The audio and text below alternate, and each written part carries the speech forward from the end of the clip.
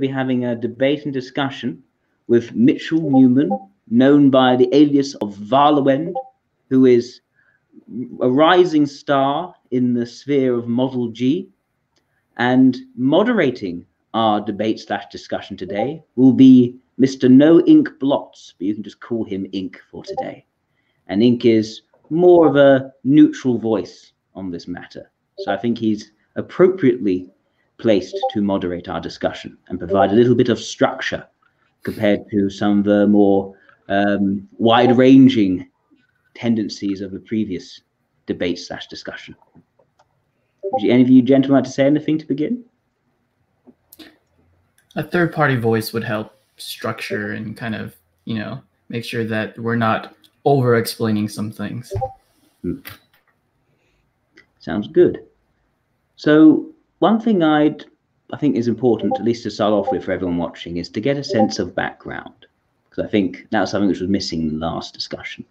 So the idea of this is that there are these two models, the Socionics. Model A, which is the more classically known one by Augustin Vizzuti, whereas Model G is a more recent creation by a very well-known socionist based in Ukraine who had a very influential role in the development of socionics, called Viktor Gulenko. And these two models, they have different ways of structuring the functions through which we interact with the world around us, through which we metabolize information.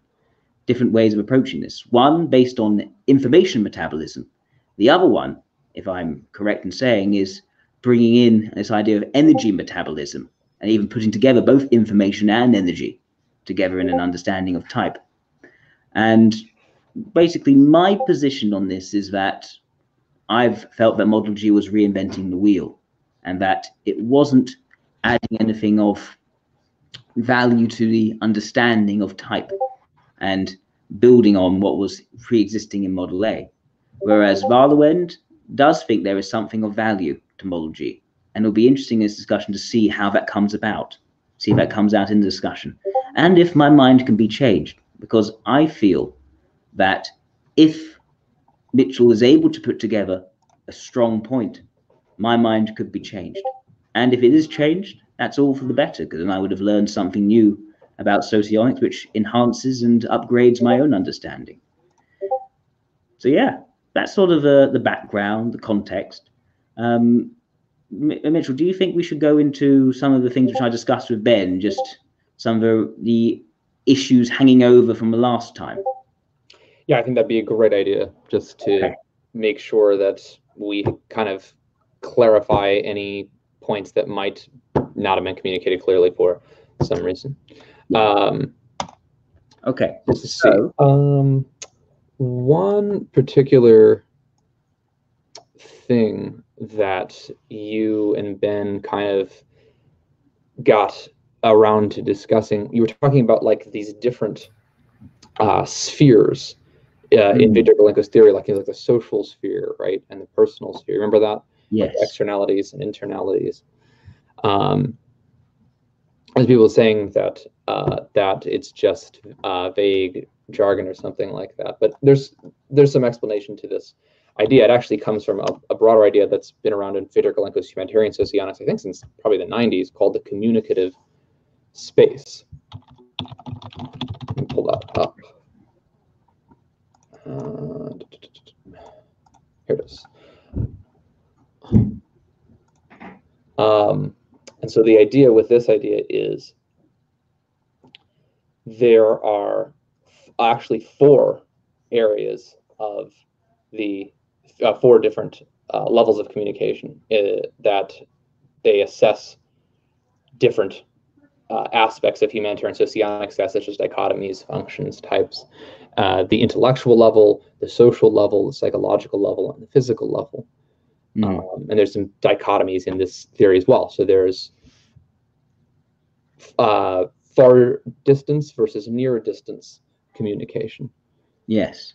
So that's one aspect, and that's actually the particular aspect that's relevant to the externalities and the internalities. The externalities are more oriented to the far distance communication, and the internalities are oriented close distance. Actually, just one other minor point briefly that came up is like this idea, like, can an extrovert even use like their extroverted functions at close distance? And I would say they can, but it's just more oriented to this far distance idea. So let me explain that. So when interacting over a long distance, people are separated by a significant distance. Their communication is largely subject to conscious and social control.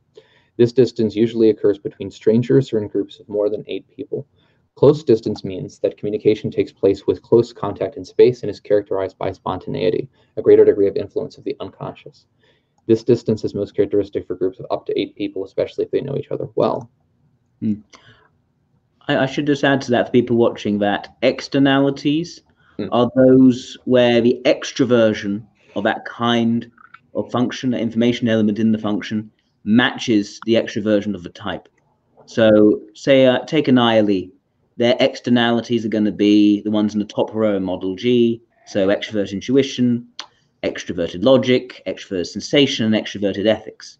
Whereas all the introverted ones would be internalities, and it'll be swapped around for introverts. So all the introverts' internalities, so externality, all the introverts' externalities would be introverted logic, introverted sensation, introverted ethics, introverted intuition. Okay, exactly right. And I believe that that would roughly correspond. I know there's some difference in semantics, but with like the bold, cautious, exactly. Model A, right? Yeah, so that's one that might help people remember. So yeah, that's that, and that's one particular dichotomy in this communicative space. And there's also deep and surface communication. So deep communication means close interaction when almost all the resources available to the sociotype are involved in communication. Communicative acts are usually continuous. Service communication occurs when resources are not fully utilized. The duration of communicative acts is not long. And so those come together in the 4 different levels of the communicative space. So the physical level of the communicative space is characteristic of interaction of people in the process of material activity. I should say the physical level is close distance and surface level. So it's characteristic of the interaction of people in the process of material activity in which there is direct contact with physical objects. At this level, the natural needs of the person are satisfied in food, housing, procreation, production, and consumption of material products. Examples of such communication are distribution of household duties, training in crafts, or sports equipment. And the other level of communicative space at close distance is the psychological level. And this is the exchange of intimate personal information, where there's close informal communication, trust relationships as a rule proceed at a psychological level. At this level, a person satisfies his intimate and emotional needs in love, friendship, family, empathy, etc. Examples: a feast with friends, love relationships. Then you have the social level of communicative space. This is the first far distance one, and this is surface level. Whereas for psychological level, it was close distance but deep communication. Right, I see. Is okay. Surface level and formal. At this level, most people communicate. At this level, most public communications flow. It is the most formalized. The behavior of people on it is governed by many social norms, laws, treaties, customs, traditions. This level of communication subordinates the interests of the individual to the interests of society. The object of social communication does not act as a unique person, but as a representative of a particular social stratum or professional group. Example would be like the relationship between a student and a teacher, or a boss and a subordinate. And then finally, the last level is the intellectual level, and that is deep and far distance. I would say that's probably the main level that characterizes what we're doing here. And that is the process of intellectual communication. Thinking comes to the fore. At the same time, memory and imagination of a person works intensively. At this level, science, worldview, culture, spirituality are considered. At the information level, a person satisfies his needs for actualization, disclosure of his talents and abilities, and creativity, knowledge, and self-improvement. Like a scientific discussion of philosophical worldviews, and so on. And usually communication will sometimes take place at the intersection of 2 or 3 of these. One question I have there, Mitchell, thank you for explaining that, is do these levels of communication vary in their prevalence with each type?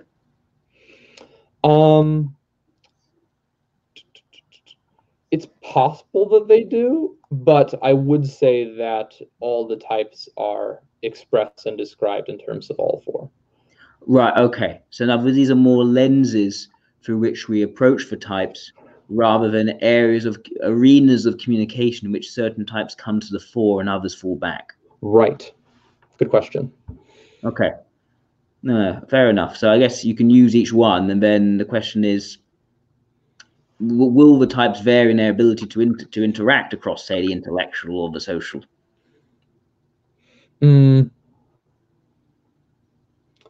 Yeah, I mean, again, that's possible based on which, but particularly like if you're talking about like the far distance communication versus the close distance ones, certain functions, this is externalities and internalities, those functions probably will come to the fore more for the type. So the externalities would come to the fore more at the social intellectual level, and at the psychological and physical level, the internalities more. Okay. Now, I just wonder because it does sound remarkably like the clubs. Yeah, there's definitely a kind of fractal correspondence there. Yeah, there's a lot of that. Okay. What do you mean by fractal?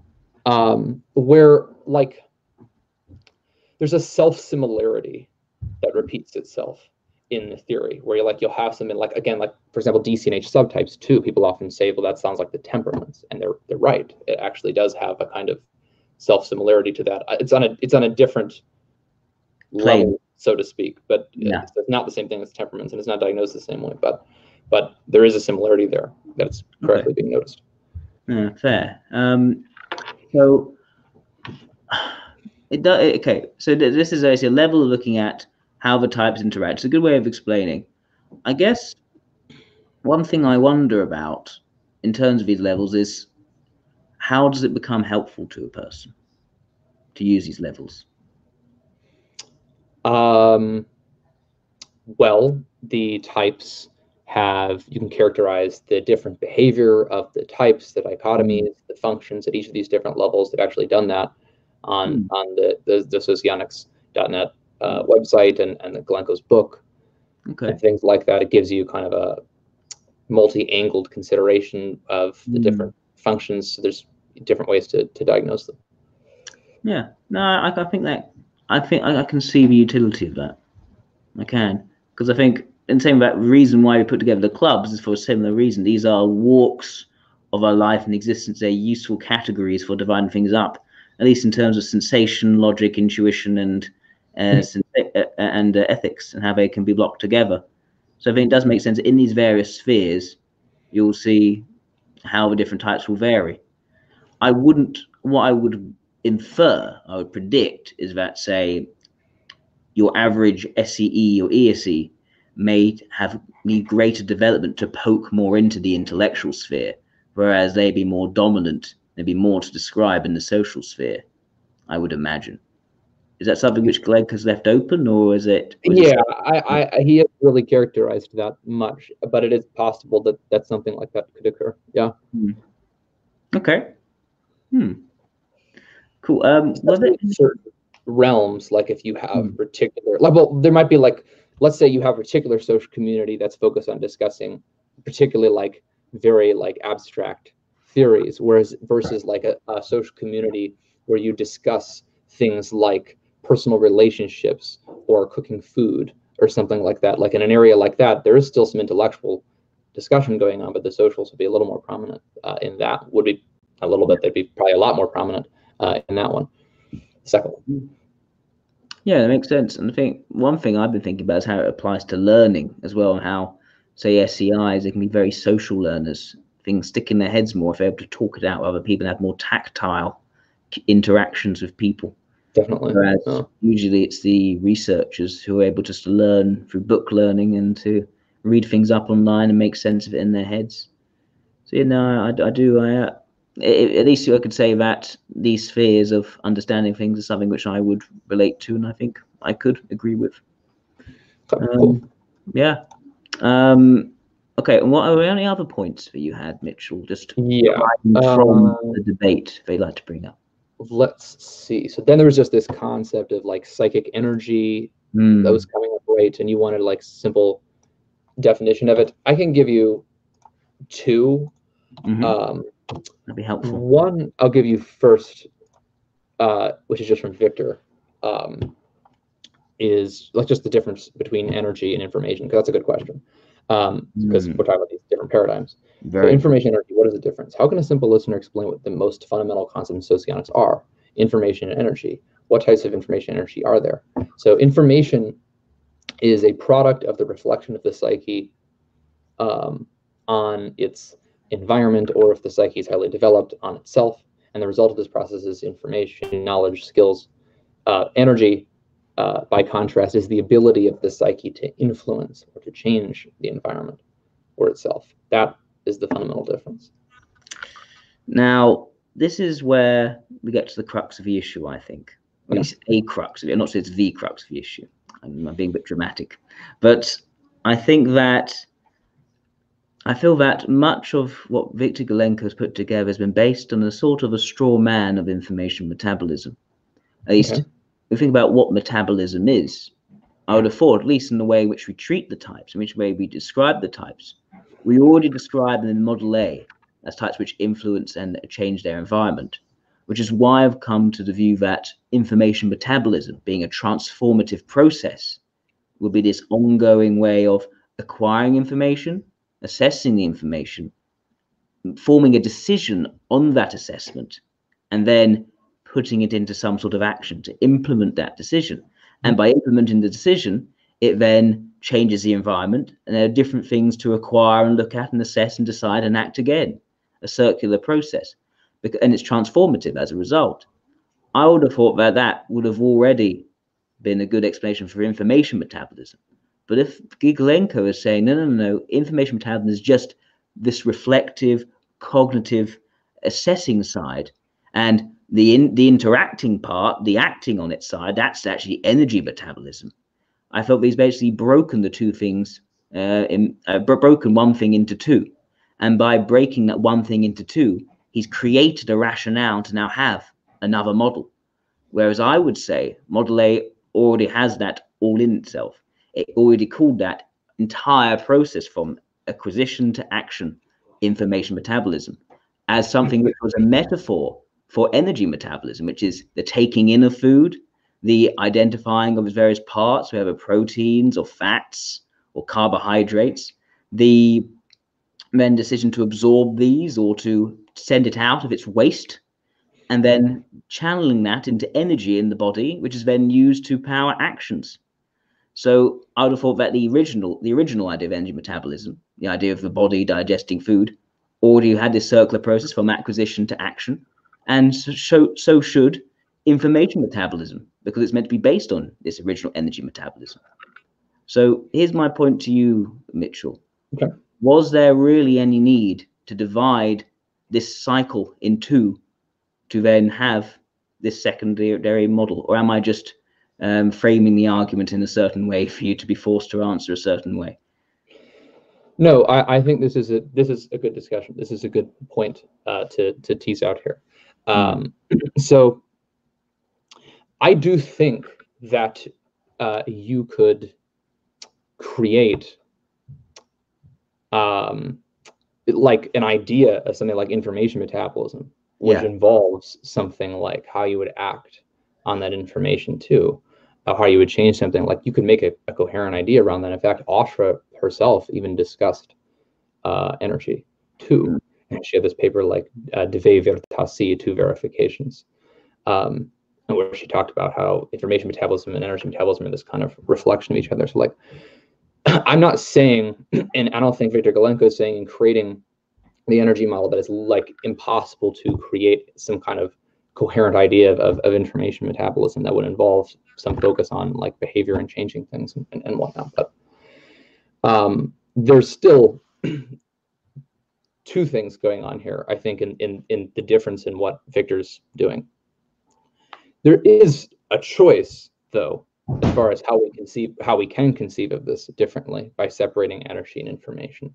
And there's like at least potential utility to that distinction theoretically, I would think. But even besides that, in these models, as far as what's being prioritized, like, first of all, okay, there are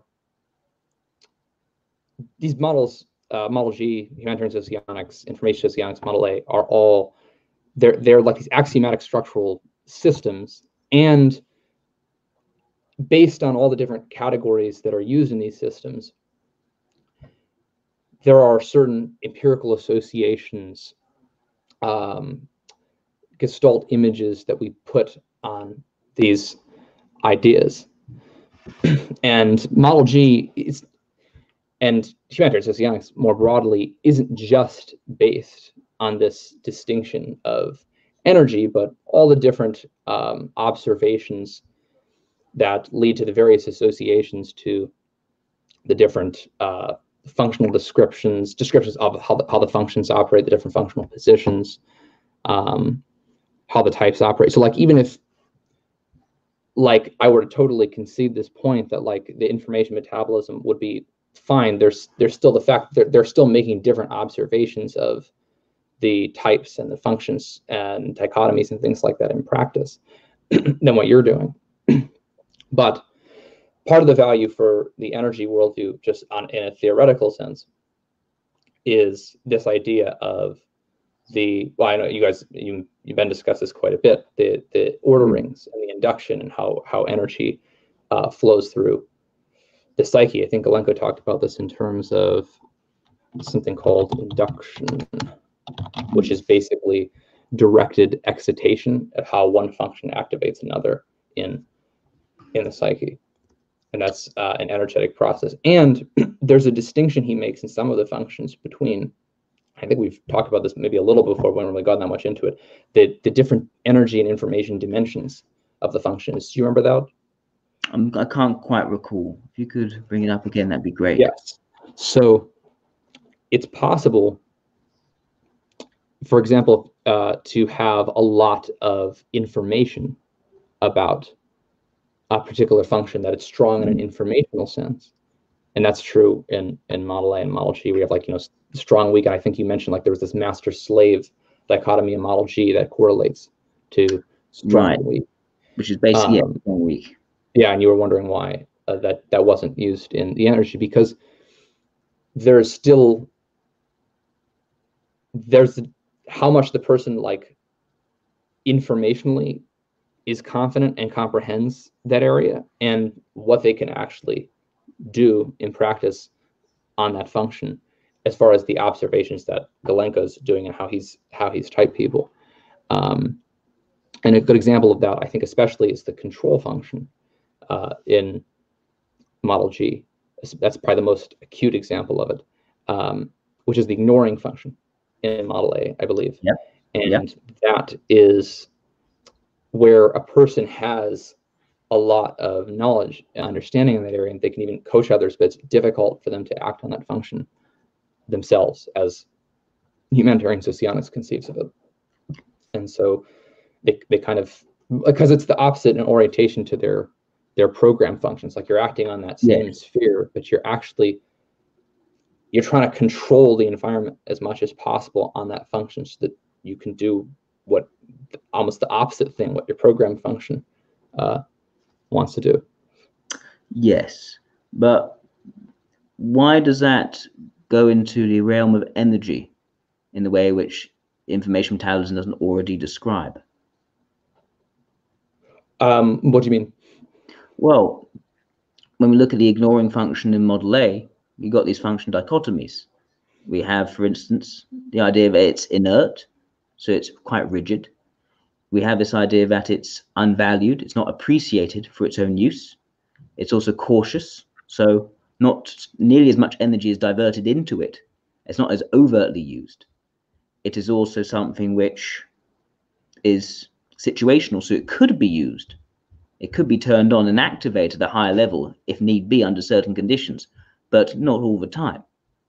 And if you put these things together, it not being valued, it being cautious, it being inert especially, which is what the ignoring function shares with a vulnerable function, you have this essentially nah approach to that sort of information element, where you don't want to use it and it is absolutely necessary. And the crucial difference between an ignoring function and a vulnerable function is that actually you can use it when it is necessary. Why? Because it's one situational. So in some situations, it does activate to a higher level. And because it's strong, it can actually be used very well, which is why people don't tend to describe SEIs or SLIs as pushovers. Yet they can describe LIIs and EIIs as pushovers. It comes in when it's needed. And when is it needed? When a leading function demands that it be used to satisfy the leading function. So in that explanation I just gave, from a model A perspective, using the function dichotomies of model A, what does model G add? Well, this is actually another point I wanted to get into, is a lot of the times, like when we're talking about these different types in the model, there's some overlap, and we've compared like diagnostics before. There's probably like something like, when I compared like your diagnostics with the diagnostics on Galenko's famous people page, it's about a 40% convergence rate. But like, we don't even necessarily mean the same thing by the types themselves.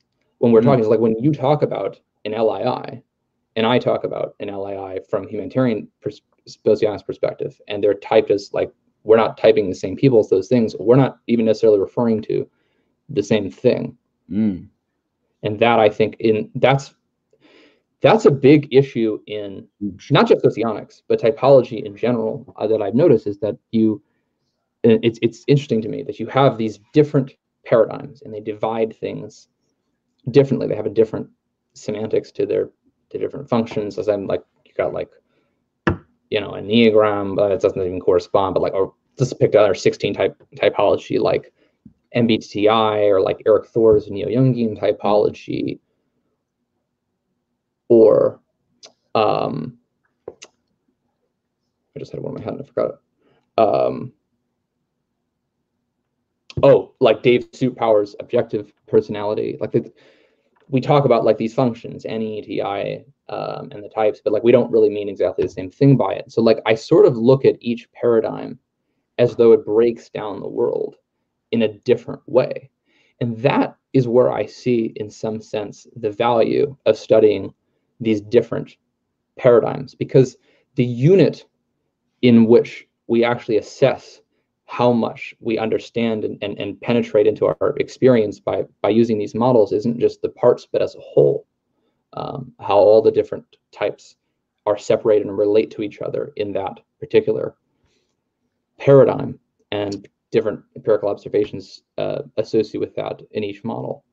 This sounds a bit like the allegory of the many blind people feeling different parts of an elephant, and the idea of building this idea of having different religions all trying to grasp at a greater truth, which is a nice allegory.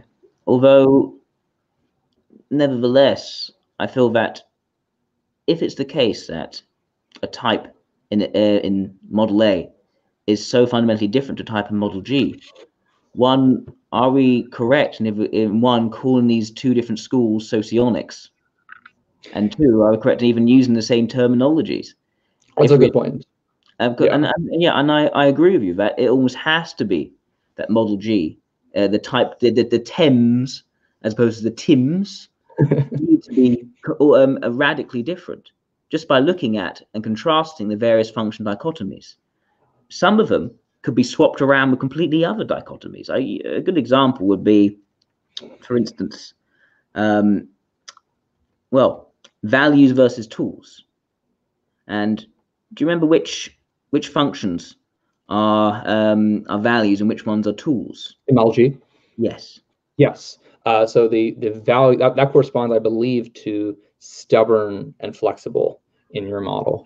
So that's funny, because you talk about like values. I mean, I don't know if they mean the same thing by values in that sense as you do with your quadra values, but nonetheless, because they still have the concept of quadra values in humanitarian sociology. That's important. Yeah. But anyway, the functions would be the program function, the launcher, the brake, and the control function are valued functions, and the other four are tools.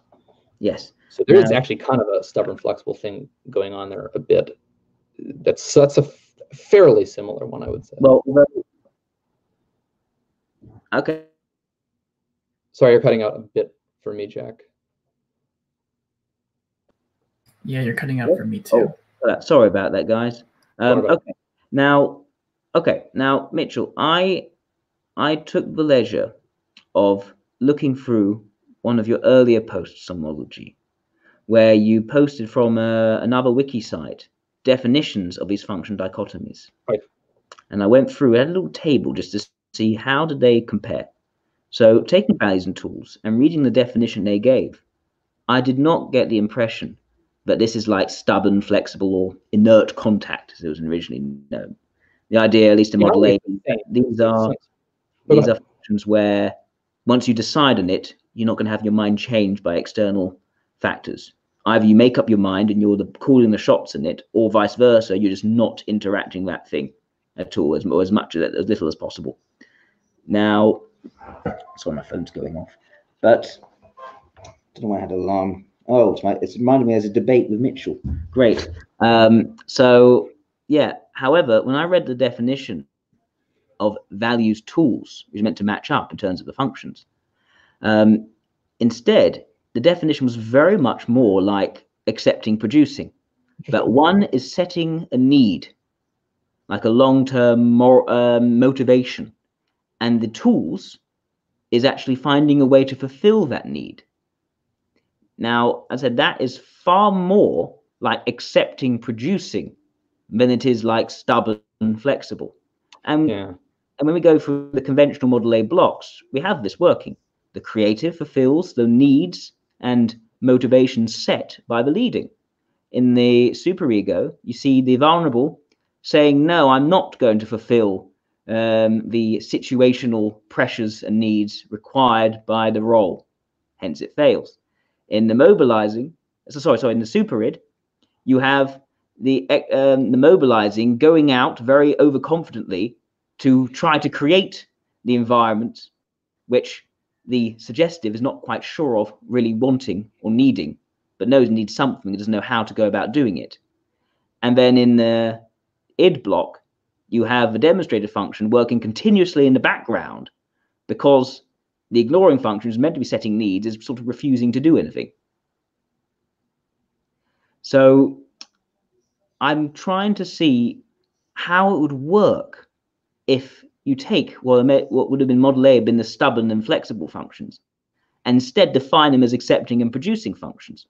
Now, it leads to certain weird, seemingly counterintuitive conclusions. First of all, the suggestive function becomes the means of fulfilling a motivation. And I'm trying to think, how does a suggestive function fulfill the need of something? And what is the corresponding value as a function which is trying to fulfill? And then the vulnerable function of all the functions in the entirety of the model becomes this motivator. Is it meant to be an anti-motivator, maybe? Like, I'm motivated to not do this thing, I wonder.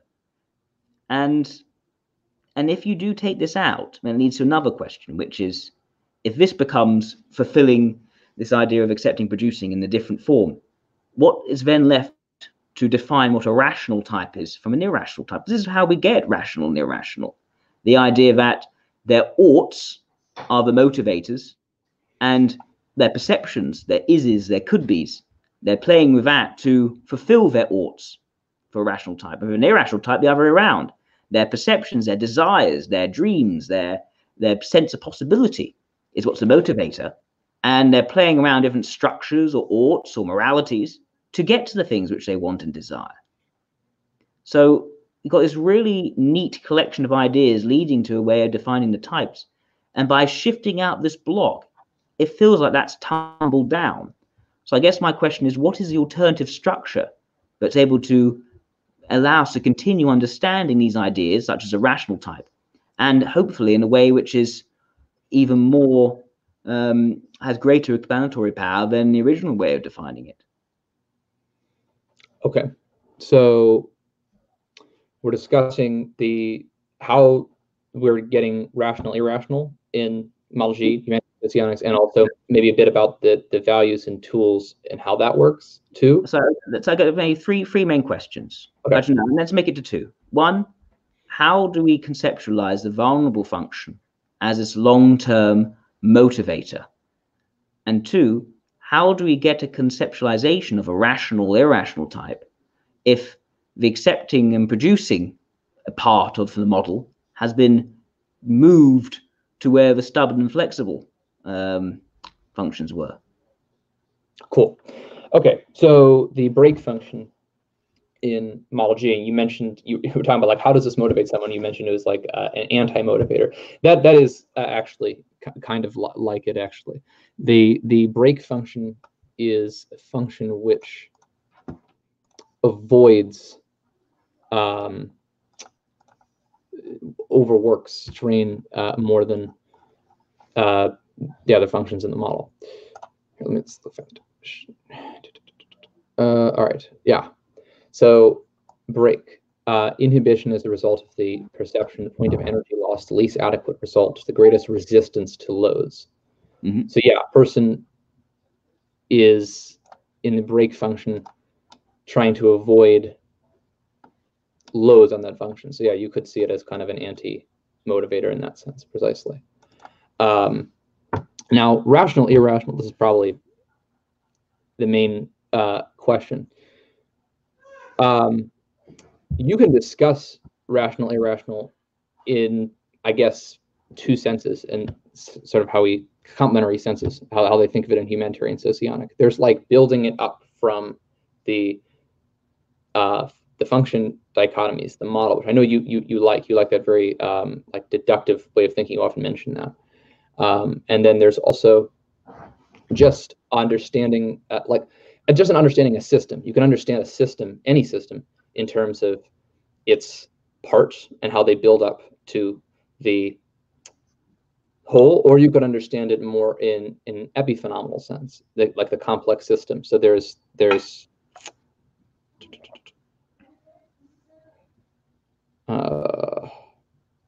idea in complex systems of emergence, that it's not always actually obvious how ideas, or how to understand the behavior of a system just in terms of its parts. This is an important idea in complex systems theory.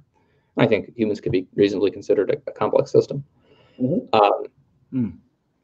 So, and our interaction with their environment, the way they define, or the functional dichotomy that would correspond with rational, irrational in Model G, I believe, is stable, unstable.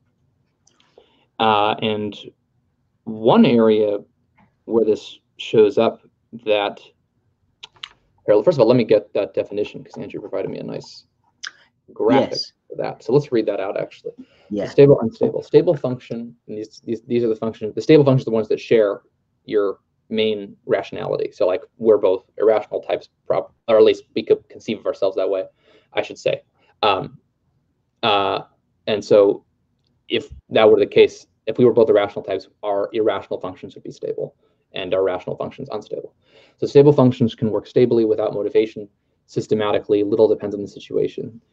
This does not depend on the communicative distance or the complexity of the task. An unstable function requires a strong motivation to stay on for a long time, turns on and off depending on the situation, and it doesn't work systematically.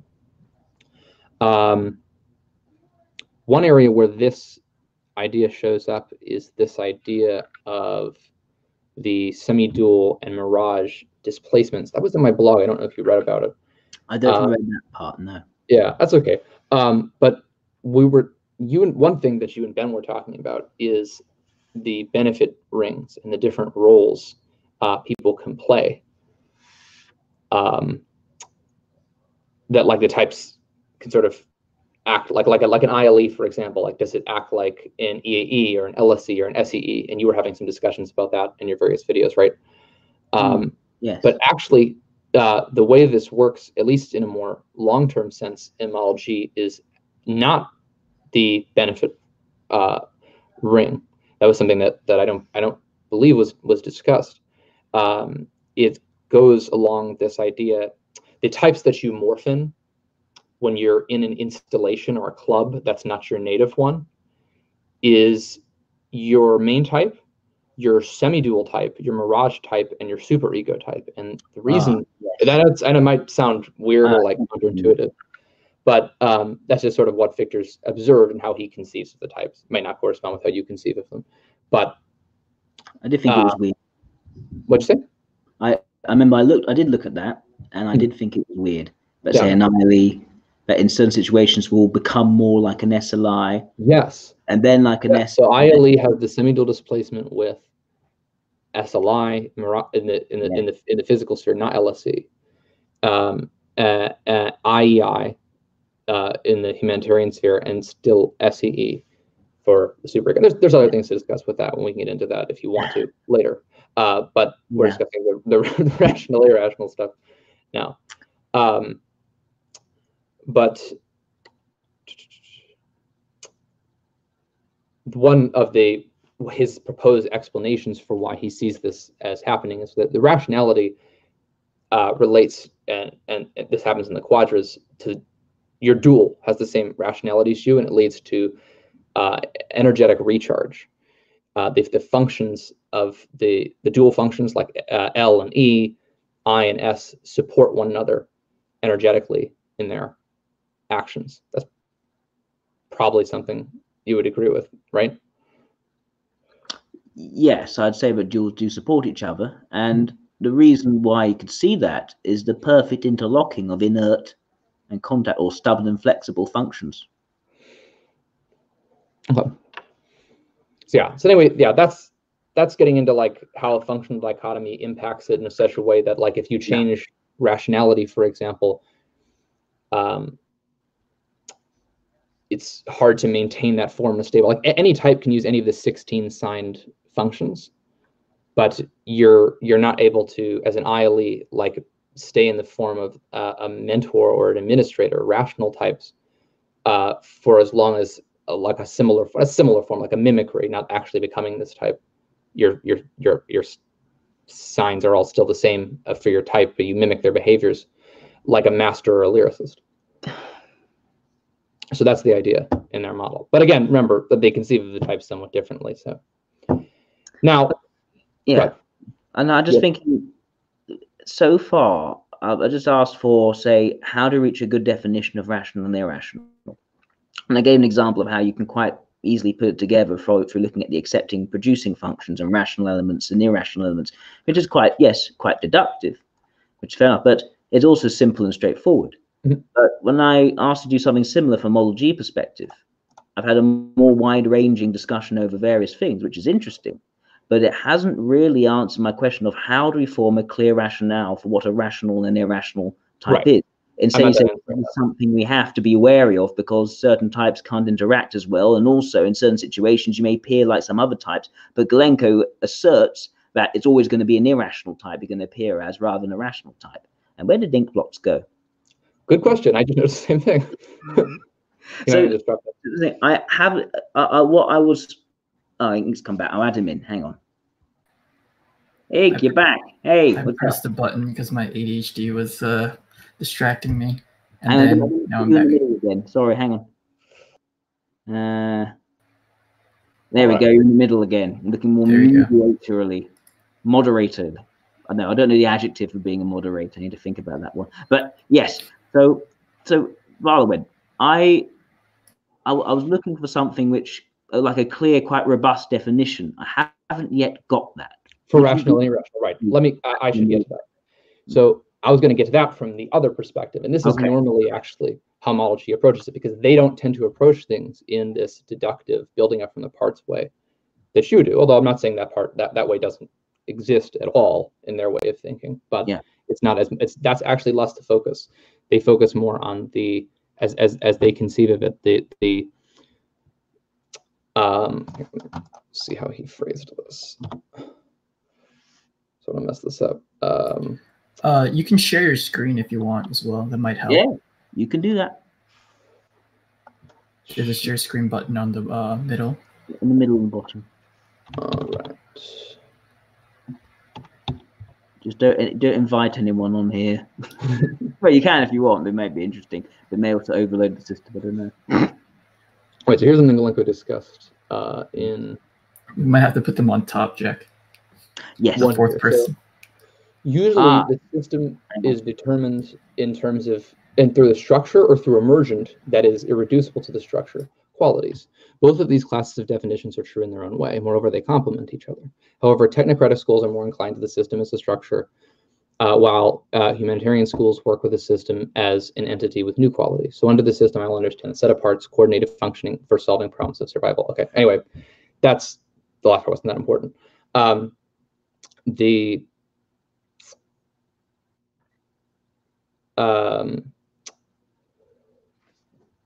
This idea of the difference between rationality and irrationality is even present in how they just conceive of the different functions as different from one another too. Like it's just there's this overall holistic idea that they have of rationality versus irrationality based on observing certain differences that are assigned that name. And that's kind of how we come to these typologies to begin with in a lot of ways, why we create these axioms. Like the axioms at the end of the day are still serving certain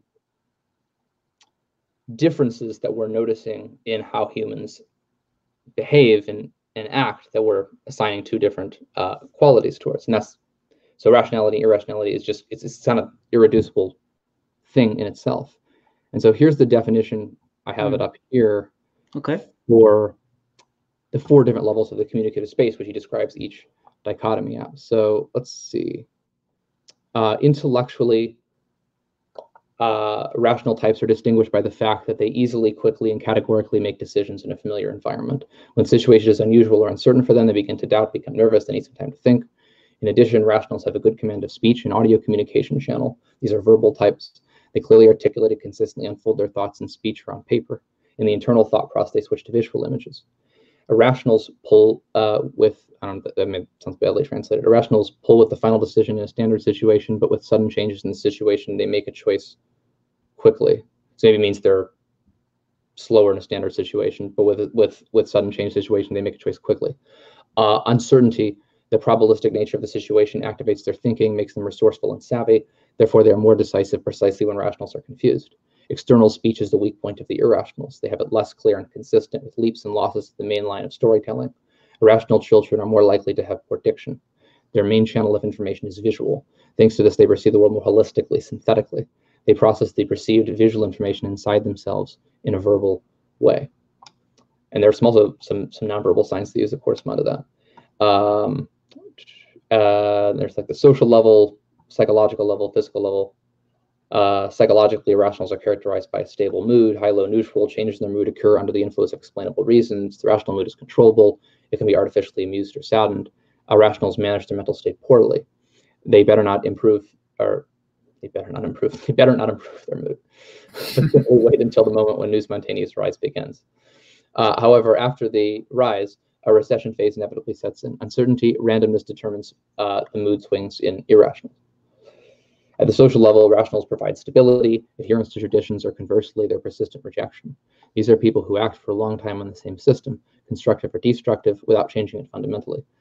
The strength of the rational in society is the regularity of action. Irrationals give rise to an unstable, volatile society. Hard discipline binds them, but long-term freedom also bothers them. These are the types that feel bad in the same state if it lasts a long time. They need alternatives, constantly switching variability. And then physical level. In physical terms, the sign of rationality, irrationality is manifested through the muscle tone of a person, that is, relaxation, tightness of his body and organs. The rational type is always more clamped in the body than the irrational. The constant tone of the body makes rational movements more mechanistic, angular. To achieve complete body relaxation is a great problem for them. Some rationals cannot accept a relaxed posture even in sleep. The irrational is relaxed somewhat more than necessary for stable rhythmic activity. His problem is to maintain muscle tone for longer. For this reason, irrationals tend to spontaneously rush actions. They're well spurred by an extreme situation. And then if I was going to give just one more brief thing, just a general theme, I would say for the differences between rationality and irrationality, I would say rationality fundamentally is a kind of linearity, whereas irrationality is a kind of situationality versus like the regularity, linearity of rationality. Oh, okay. I mean, that was a long description of rational and irrational types in various situations based on I imagine a great deal of either anecdotal or more formal empirical evidence. Okay. But what that hasn't really given me is a crisp understanding of what it is that makes someone rational. At the end, you gave it a certain linearity or a certain situationality might be what creates it, although that leads to more question in terms of, for instance, the presence of introverted logic in a certain type as opposed to extroverted logic. But either way, it leads me to thinking that there hasn't been a very clear definition put together about how the resistant and unstable function dichotomy, which is meant to be in the same position as demand supply, how that can bring about an understanding of a rational type, which I would have thought would be an example how a basic underpinning of a model creates higher level understandings of the types. Instead, what I was given was a very long description of just the types and trying to divide them based on perceived behaviors of people believed to be these certain types, rather than getting down to the actual fundamentals that make these things up. And it makes me wonder, if you don't have a formulation of what a rational type is and an irrational type is based on the function dichotomies, what is the point of having the function dichotomies? Well, before you answer, Mitchell, we are approaching the hour mark, so let's close this off and maybe take a 5-10 minute break and go into part 2. Sure. After I answer here. Yes. Yeah, go on. Let Mitchell answer. Yeah. So, yeah, you basically. So what seems like you're looking for is some like deductive building up of the model from like the functional dichotomies.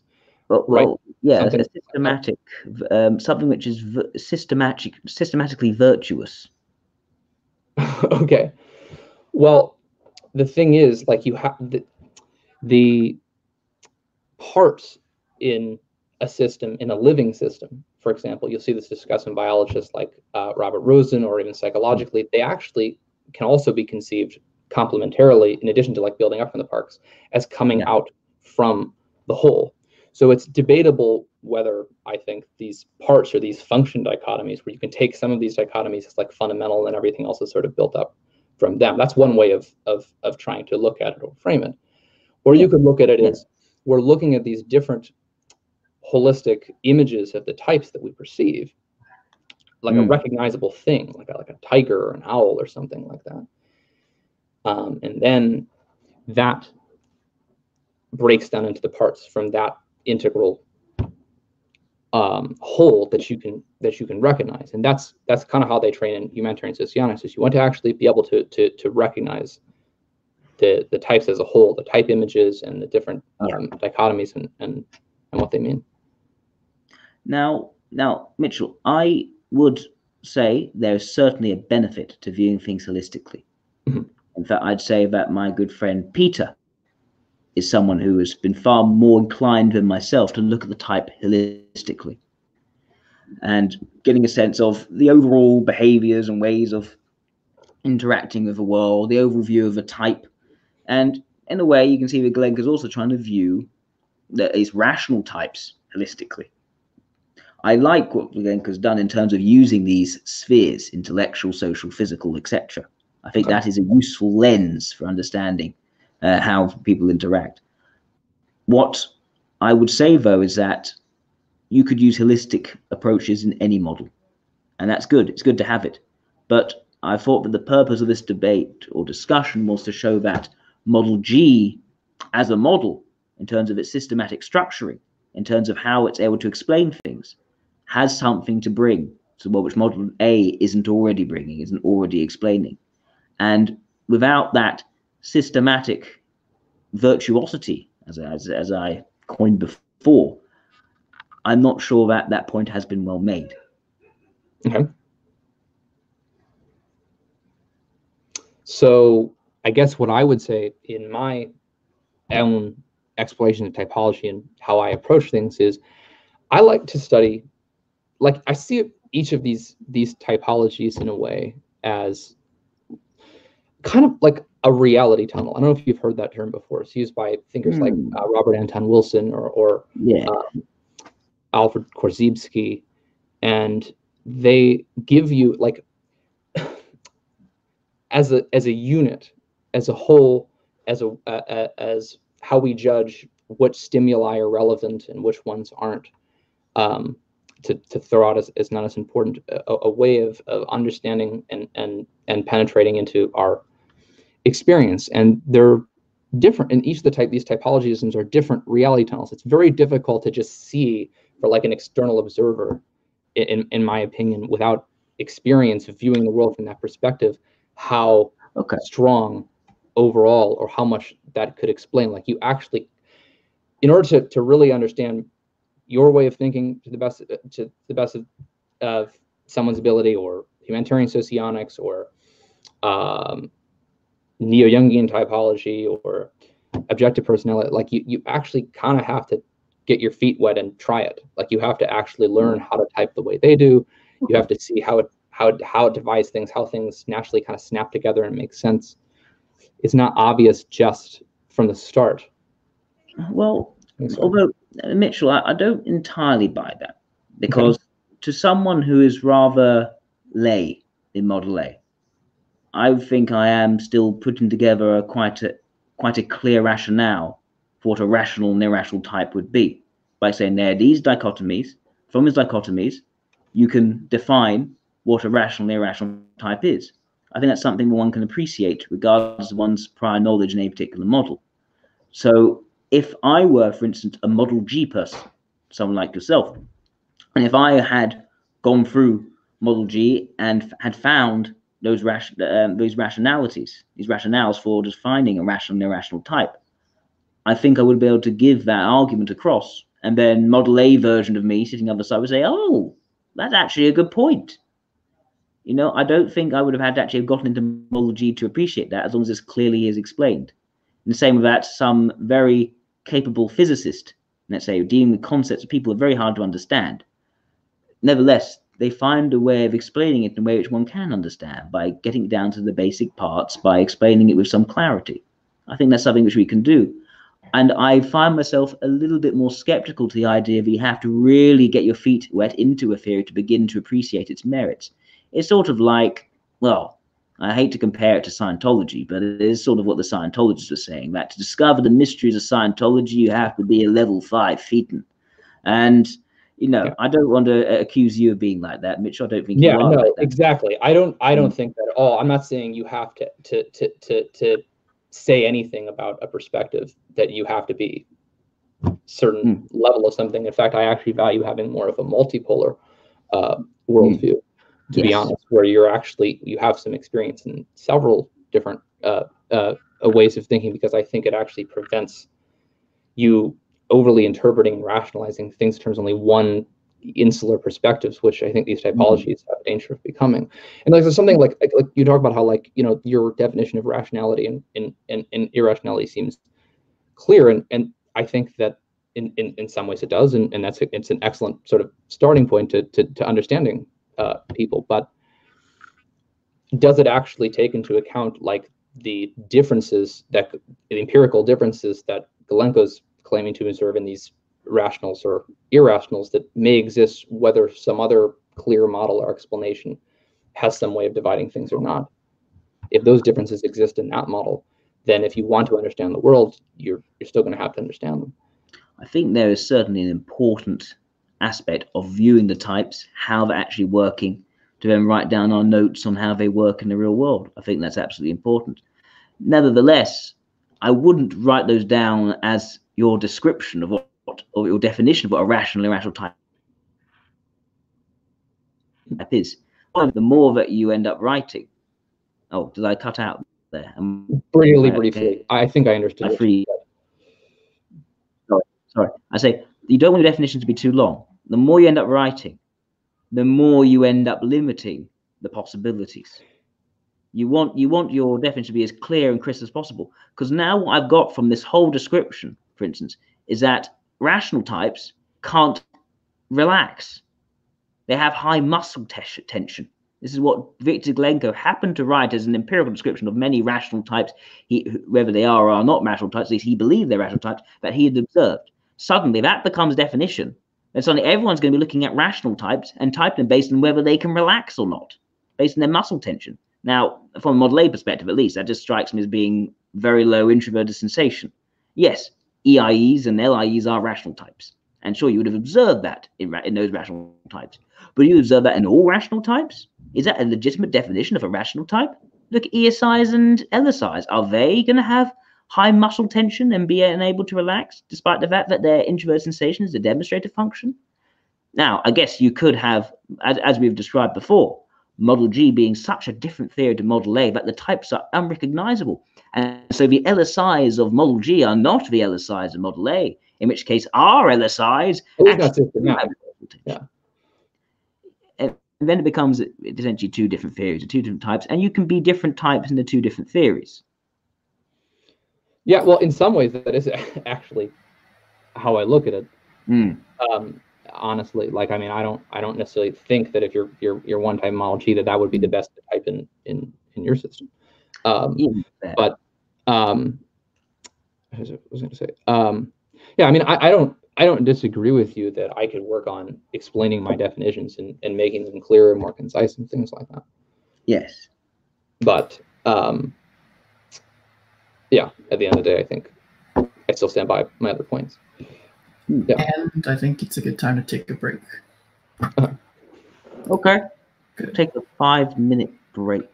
Just a 5-minute break. Okay. So Ink, I have never met you or spoken to you before. What do you do? So we're not live right now?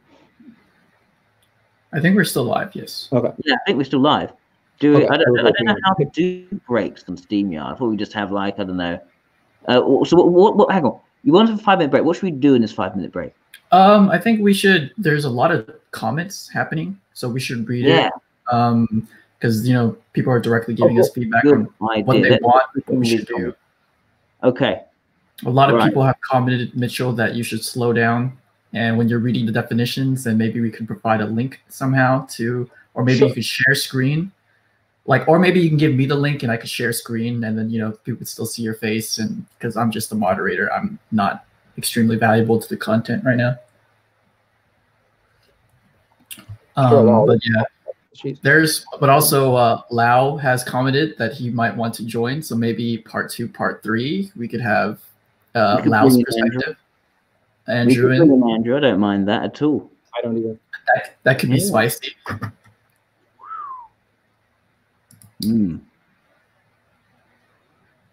But maybe we should have maybe 25, 30 more minutes of you and Mitchell, because this is still clarifying the stuff from Ben's debate before we add in, spicy Andrew.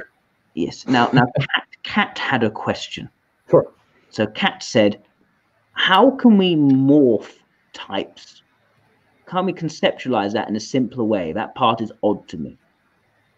Morph types. Yes, I wonder how. Say SLR to SDE to IEI. That's what I think she's referring to. How do like the semi-dual mirage displacements work here? Why don't I give some examples, because I can see how that might be confusing. I have a post on that on my blog somewhere, I believe. Let me find it. Sorry. Oh, no, as far as like the links, like I'd love to provide that, but I'm not sure where to. Oh wait, I guess I can share my screen. Like, can I share the whole screen, or can I share like part of it? Yeah, yeah. Well, hang on. Let me practice first and see what happens. I think my screen, so this will be confusing. Okay. So no, you can choose application windows. You can. Oh, cool. Okay. I didn't know that. Okay, that's actually really helpful. So maybe I will do that. This is one savvy system, and I would like to thank Ben Vazelan for introducing me to StreamYard. Is there a way you can directly comment into the live comments, Jack? Yeah, I can post a comment like, "Hey guys, I'm posting a comment." Because then Mitchell could maybe send you the links, so when he's saying something or reading something. Yeah. So I'll go to private chat. So if you guys send me, so if you guys send me links, I can then put them straight into the public chat for people.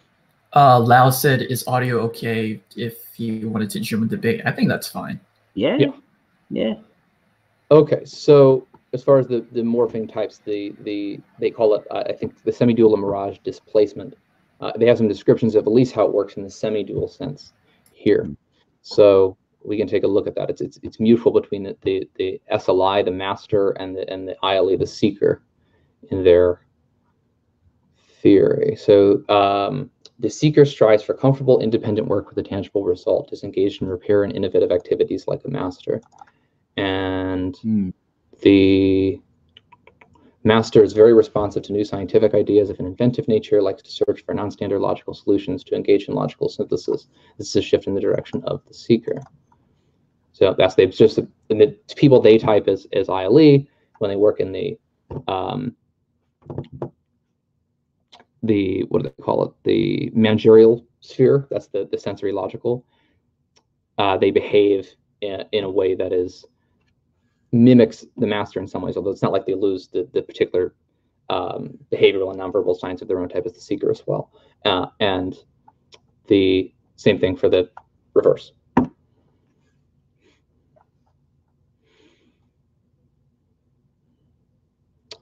Let's see. Let's see. Let me share that questions.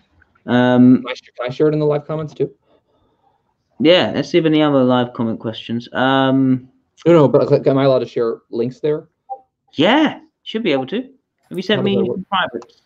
I did believe Varlawend says that you self-type, and I just wanted to make the correction that Galenko actually typed you as ILI harmonizer. That's right. Galenko types me as an ILI, the harmonizing subtype. Officially typed. So if you guys would like to get officially typed by Galenko, that is also available. Mitchell has done one. You can see his video on Galenko's site.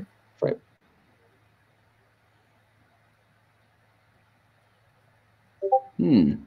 Oh yeah, so I don't know if I'm logged into like a YouTube channel, so I don't know if I can.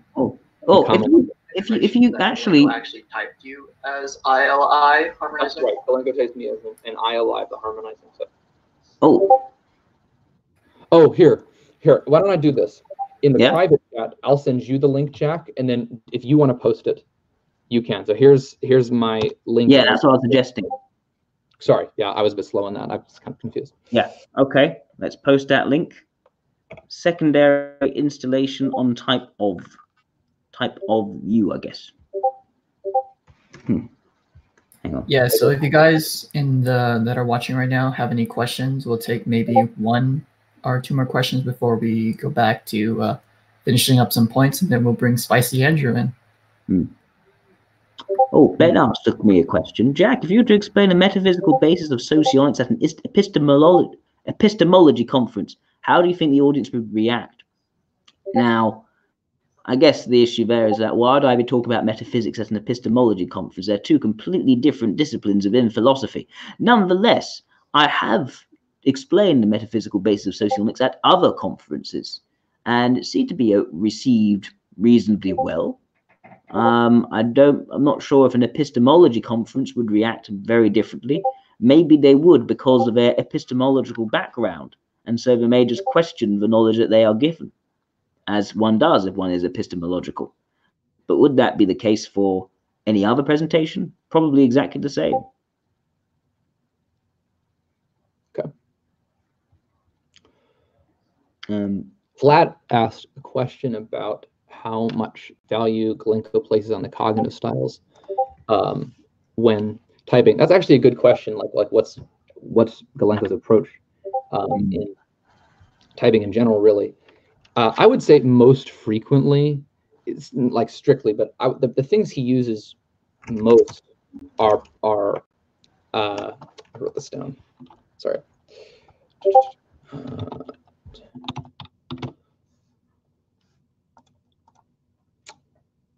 The Jungian dichotomies, temperament, and club, and things like that. Those are probably the things he actually uses most frequently in typing people. So I know like he's got a lot of like complicated ideas, and people think like in all of his typings he's using like these far out, cognitive styles and order rings, stuff like that. But mostly he actually tends to keep it pretty basic.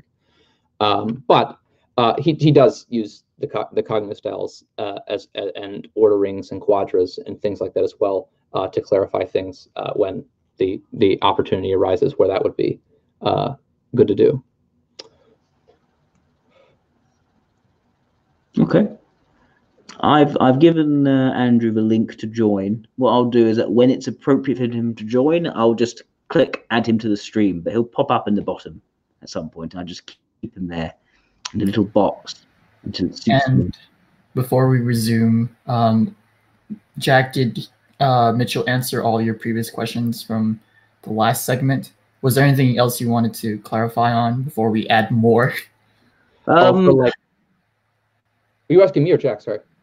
I'm asking Jack because before, yeah. I think Mitchell, in good faith, tried to answer all my questions. Cool. I had one small comment. I also do agree that a lot of Gulenko stuff needs to kind of be clarified a little bit, because it's like the team that's working on Model G is a smaller group than the team that is working on Model A.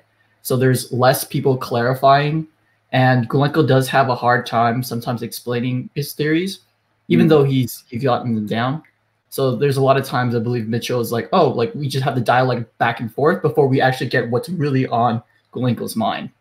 Is that right, Mitchell?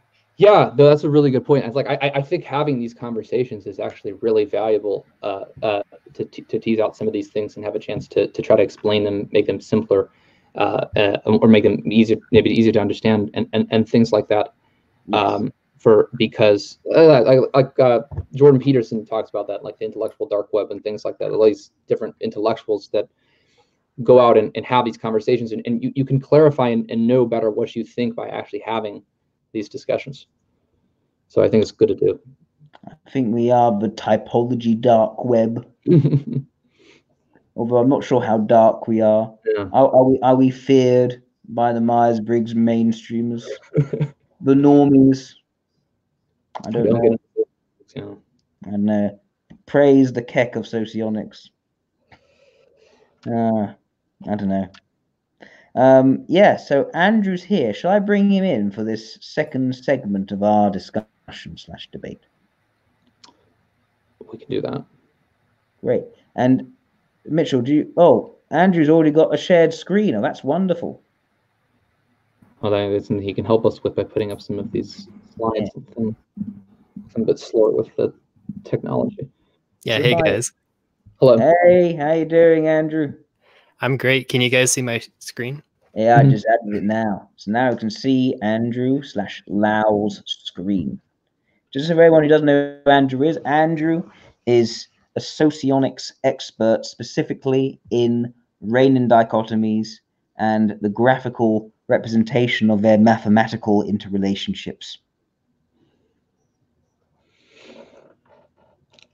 All right. Did Andrew have something he wanted to say? Yeah, I don't have anything to say right at first. I do have some thoughts, but I think you guys should finish your discussion and then I can add in some chaos later. Okay. Yeah, so maybe Mitchell, you had some more points on that, 17,000 bullet point list. Yeah, let's take a look at that and see some more things we could discuss.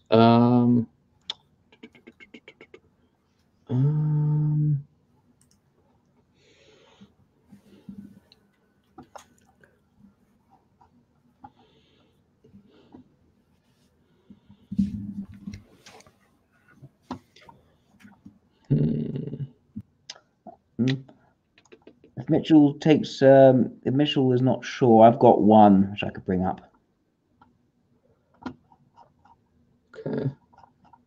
I've actually got a few, but I've got one which is particularly juicy in my head at the moment. Well, if you have something, we can go with it, and I'll continue to consider that while we're discussing this. Okay. So, what I was wondering, you answered my point about blockings, and you showed me a brilliant list of different blockings, which basically means every single function can be blocked with almost every other function. Now, my issue there is the rationale for blocking is one of essential metaphysical importance, that when you conceptualize a certain information element being used in a certain way, it must either appear with one of its blocked components. As an example, let's take introverted logic, right? Introverted logic can either be framed in a theoretical way, an abstract way where it's explaining different concepts, or it can be framed in a very imposed, implemented way, where there are rules, structures, lines drawn in the sand, where there are consequences if you cross those lines. And the idea is that one, its logical worth is in its explanatory power, the ability to go across the largest range of possible situations and find a coherent explanation for them. That's a typical introverted logic and extrovert intuition blocking. The other introverted logic blocking with extrovert sensation is that second one. The idea that its logical worth in that it is enforced without contradiction. And no one would dare violate that particular norm or standard. It is certain in its enforcement. Now, that is a natural coalescing together of concepts, of ideas, and to the point where it is almost impossible to think of introverted logic without appealing to one of those two blockings. Now, I have a great difficulty elevating all these other proposed blockings to the same level as the blockings of, say, the leading and creative function, or role in the vulnerable function. In other words, information elements where they differ in their extroversion, introversion, they differ in their rationality and irrationality, but they share in static and dynamic. They just fit together like jigsaws. Wait, Jack, what do you think about the leading and the demonstrative? Because both of those are four-dimensional. And I think one of the inspirations for Model G was there was an experiment by Talanov, and he found that people, their two strongest functions are either both introverted or extroverted, and their two weakest functions are the opposite. And I think that fits very nicely with four-dimensional functions and one-dimensional. So what would you propose in terms of a blocking for leading and demonstrative? Let's take... I want to think about it like that. I think that you're trying to approach these as metaphysical concepts, which is a very interesting take. But I think you should also pay attention to how people actually describe themselves and their behavior, even if it doesn't make sense. And so I think that maybe something that Model G is bringing to Socionics that wasn't in Model A is an appropriate appreciation of the demonstrative. And in a way, like, there's different forces acting on it. So like in Model A even, we acknowledge that the demonstrative is very strong and it is acted out, but it's sort of sacrificed in favor of the creative. But maybe Model G gets that dynamic better by looking at both how the leading blocks with the demonstrative and the leading blocks with the creative. I see the rationale of shunting the demonstrative function more towards the left with the leading and the creative in close proximity to visually convey the importance of a demonstrative function. I can see a rationale for that. But I think it still comes from, maybe it's the idea, maybe in how other people taught Model A socionics, they haven't explained the demonstrative function enough, probably because it's right at the bottom of Model A in terms of spatially, physically. Nevertheless, in our understanding of Model A, if you go into what makes up demonstrative function, it being strong and it being bold and evaluatory, if you understand what those functional dichotomies are, you would appreciate how important the demonstrative function is. Oh, sure. But if you're saying that every element has to be blocked, then how does someone use their demonstrative function in everyday life? Is it blocked with their ignoring, or is it blocked with their suggestive? If it works like that. Because I think that, like, it's easy to see people's behavior in terms of their leading and their demonstrative. The demonstrative is sort of in the background. If that makes sense. And it's a different kind of blocking. So, but it's blocked in the sense that, like what Jung talked about, irrational and rational elements can be used in tandem. And I think Augusta correctly saw that there was like a homeostasis that the creative function brought to the type, because if the leading is like very introverted or very extroverted, the creative gives a balance to the type that the demonstrative doesn't. And so there's a sort of like an external pressure to move your attention to the creative because it's a better implementation of the lead.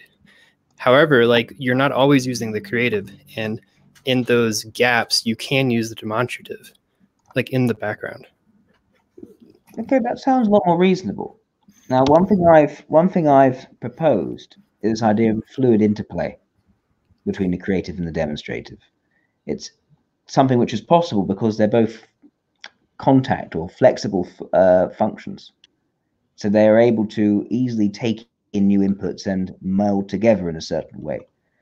So what you'll find is there's still a hierarchy there. In fact, the demonstrative is still serving the creative, although the demonstrative is also far more proactive and more energetic, you could say, than the creative. Mm-hmm.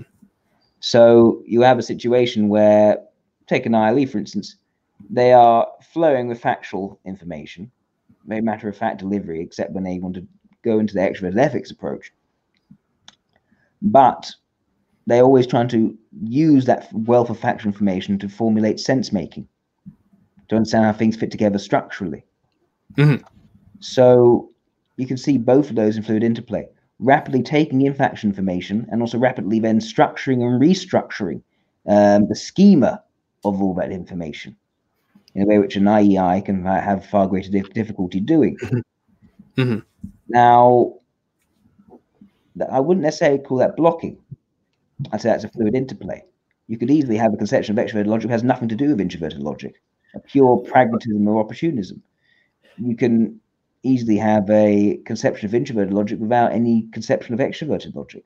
That sort of ideological bent, that rigid, structured way of viewing the world, without any sort of whatever makes sense. The ideas must be true because they are the ideas, that sort of idea. Well, I guess maybe the real debate is, what do we mean by blocking? I've always thought of blocking as two things used in tandem, but it sounds like you're thinking of like almost like dual concepts of a metaphysical reality. Yeah, I see them as, in a way that information elements are elements or atoms. I think of blocking as the molecules they form. And there's certain rules for how molecules form with certain atoms. You know, you need certain differences in charge and to go together. And in the same way that, for instance, when you talk of, say, an ESC, extroverted ethics and introverted sensation, it's not that they're just using extroverted ethics and introverted sensation in tandem. It's that they are creating a certain kind of emotion, that which is quality-oriented, positive emotionality, emotions which are good, feel good. That's something that goes together. It's sensory emotional, rather than emotional and sensory together. It is both those things at once. So it's more profound than just working in tandem, at least when you take the conventional blockings. Oh, sure, definitely. And I do think that there's a hierarchy there. But unlike, like, I think it'd be really hard to use the leading and the suggestive at the same time. And maybe that's why one is suggestive, because it's like an absent, a void that doesn't contradict your path in life, but it's something that is very hard to act out simultaneously. Yes. So there's like that. And then the next level up is something that can be used in tandem. And that includes these, if you don't like the word blocking, let's just say connections between like an introvert extrovert, that would be a blocking, and an introvert introvert. Of course, both of these, one is irrational, one is rational. And the advantage of the two introvert or two extrovert is if it's blocked with the leading, then it's both in the domain where the person feels very confident. However, it doesn't bring like a sort of balance to the type, and it doesn't actually apply the leading function very effectively. So there's always then the next level where you're using an introverted and extroverted function together. And I do think, taking, I say leading and suggestive, I wouldn't say it's the same level of blocking. And that it's very hard to sort of push them both together in close proximity and form something that's entirely both at the same time. Instead, what I would say is that the leading and suggestive say are just let's say extrovert intuition, introvert sensation, they communicate the same themes across in a sort of quantumly entangled way, despite actually being very different in what they're actually doing and not actually occupying the same spheres. They chime across different spheres. You see that with extrovert intuition, introvert sensation, what I tend to call sort of world accepting. The idea of being interested in all the different possibilities the world has to offer and also savoring those possibilities. It's all part of accepting and taking and embracing what the world has. Whereas the opposite, what I have called world rejecting, maybe better words for it, is the idea of no, this world isn't quite right. We need to push. We have to change. We have to make things go along a certain path or route that I've planned out, I thought out. And go on. Yeah, definitely. But what's interesting is you sort of need two people to achieve that value, that shared value. And that's the basis of duality theory is these two things do work together and they're very different, but when you put them together and they're working toward the same goal, they're very powerful. But there's a psychological barrier where if you focus on one, you're sort of neglecting the other. And so you need parallel processing. Yes. Yeah, yes. But that's not a blocking because it's not happening inside of a person. Yeah, no, but that exactly my point. It's like quantum entanglement. It's not like molecular bonds. It is the idea of two things in completely different spheres of life chiming in the same melody, the same tune. Mm-hmm. So again, it's different. It's very different. Well, let me ask you, Jack. When you interview people to type them, how present is their demonstrative? Very present. Right. And I think that's what Gulenko is getting at with the social mission block. That's sort of like the 4-dimensional block. And you're right. Maybe there is something about it that that motivates like the Model A ego. However, in empirical observation, you do see it.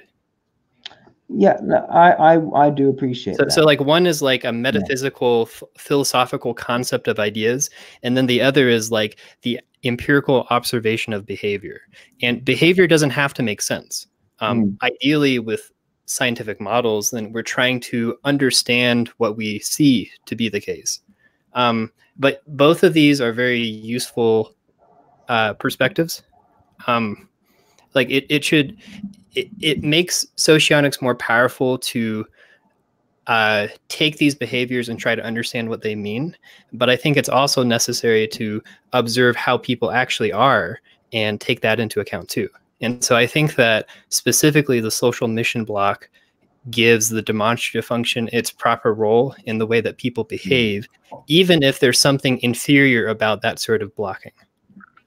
Although what I would say is if that's the case, if that is the rationale, why then put the mobilizing function in this launcher position? One could say right at the end, right on the far right, although one could also say it's at the beginning of the next loop as a launcher, which I guess is a cool idea. I'm not sure if it actually shows up empirically that way. But how is that a social adaptation? It seems to me for the mobilizer, because it's valid, it's something where we want to grow and develop. Is it adaptation in terms of growth, as opposed to the role of adaptation in terms of I have to adapt to a situation if I don't like it?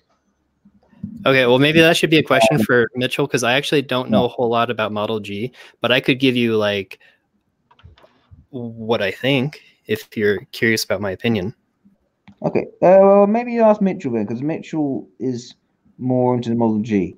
Yeah. So, but at the same time, now you're the one who's making the point in the first place, so I'm actually not sure. Why don't we let Andrew say his point, and then Mitchell could add on to that with Gulenko's perspective. Okay.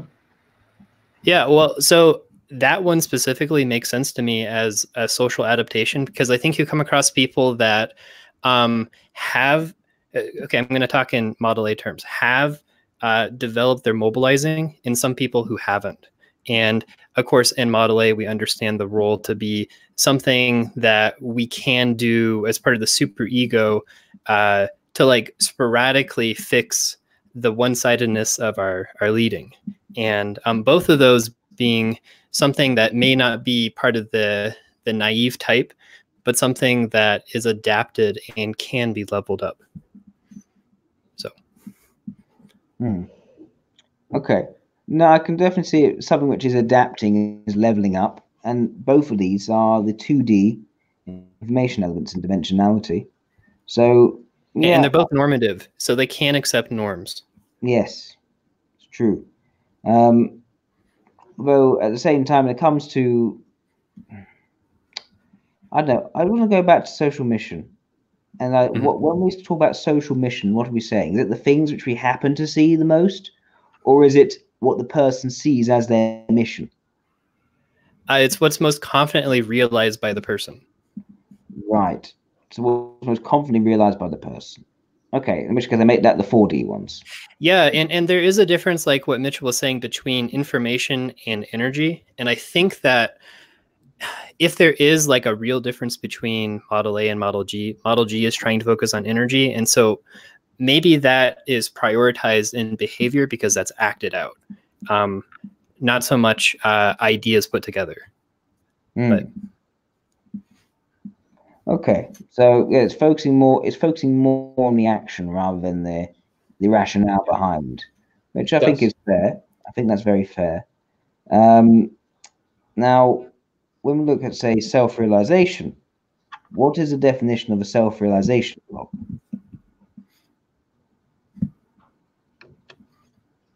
Are you asking me?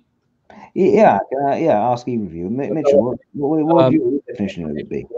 The definition is, in this block, the bearer of the sociotype creatively manifests itself at close communicative distance, internalities, in the territory that he considers his own, able to spontaneously but not regularly solve complex non-standard tasks. Actions on the block are demonstrative in nature, aimed at the evaluation of others or to provoke a reaction. Block of personal self-affirmation. Okay, so what is self-affirmation then? So you say the ability to solve certain tasks, but what is behind this? Is it say it's like a situational factor?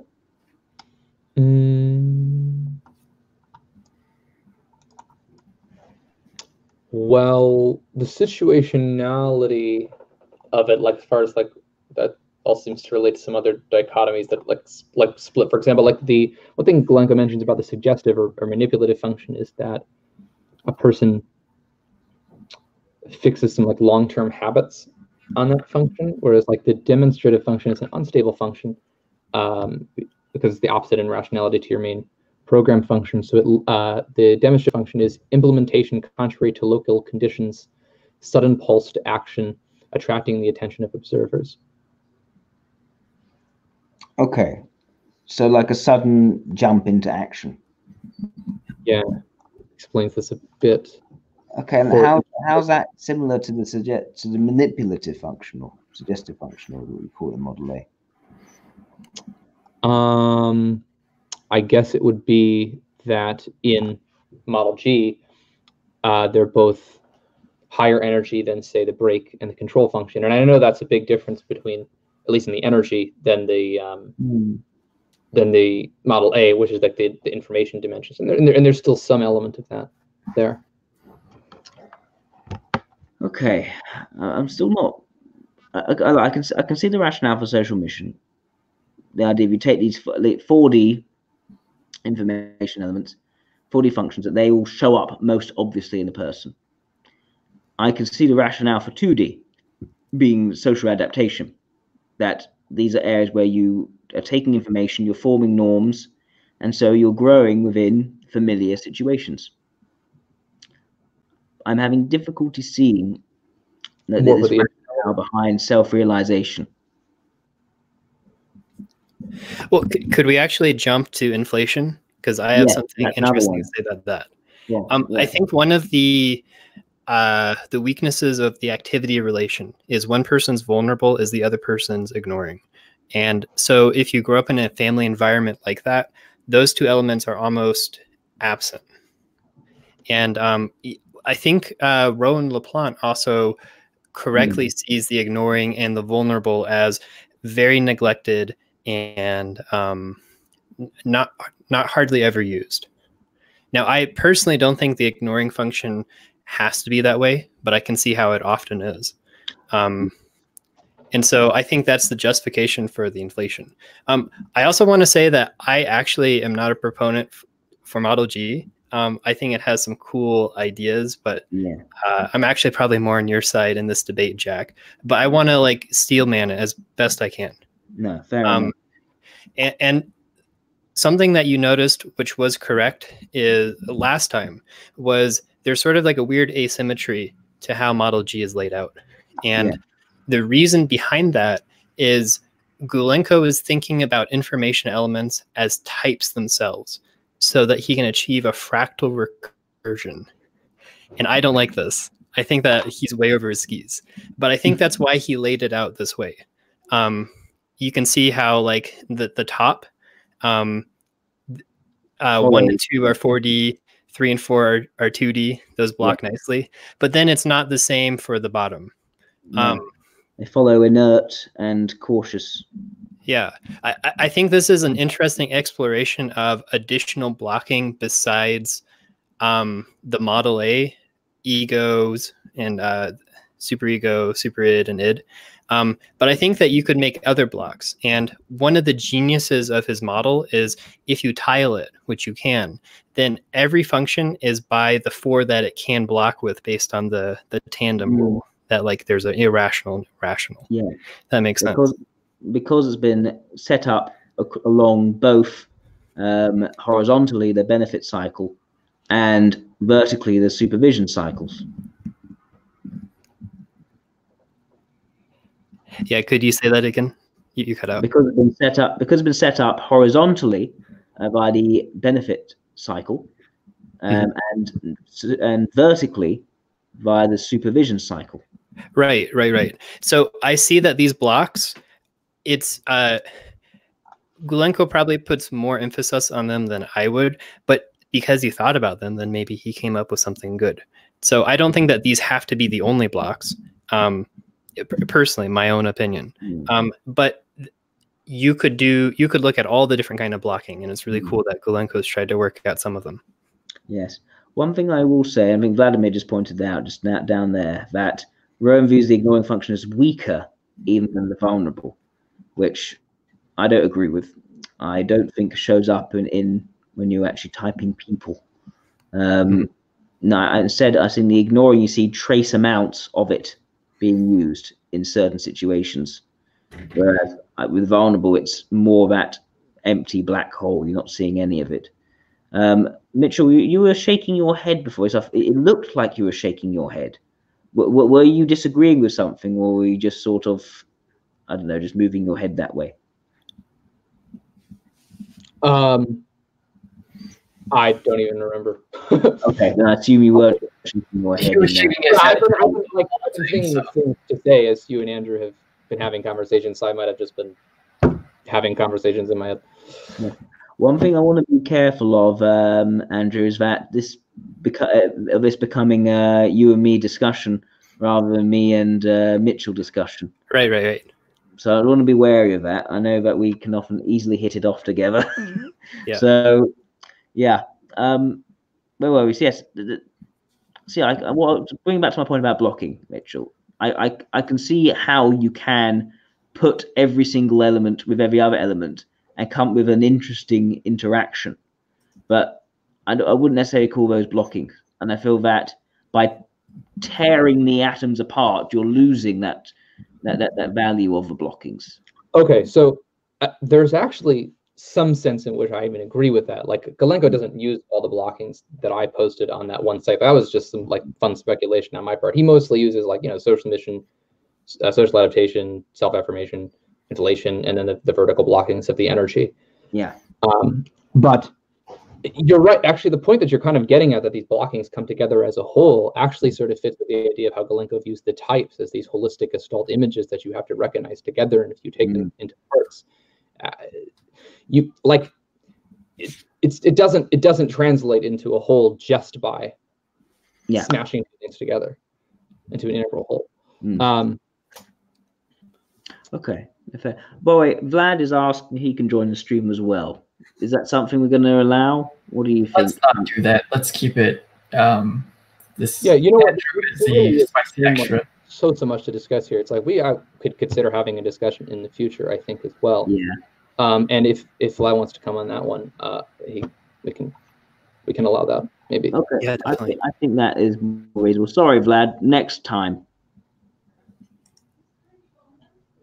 Although we did allow Lau on, should we maybe kick Lau off?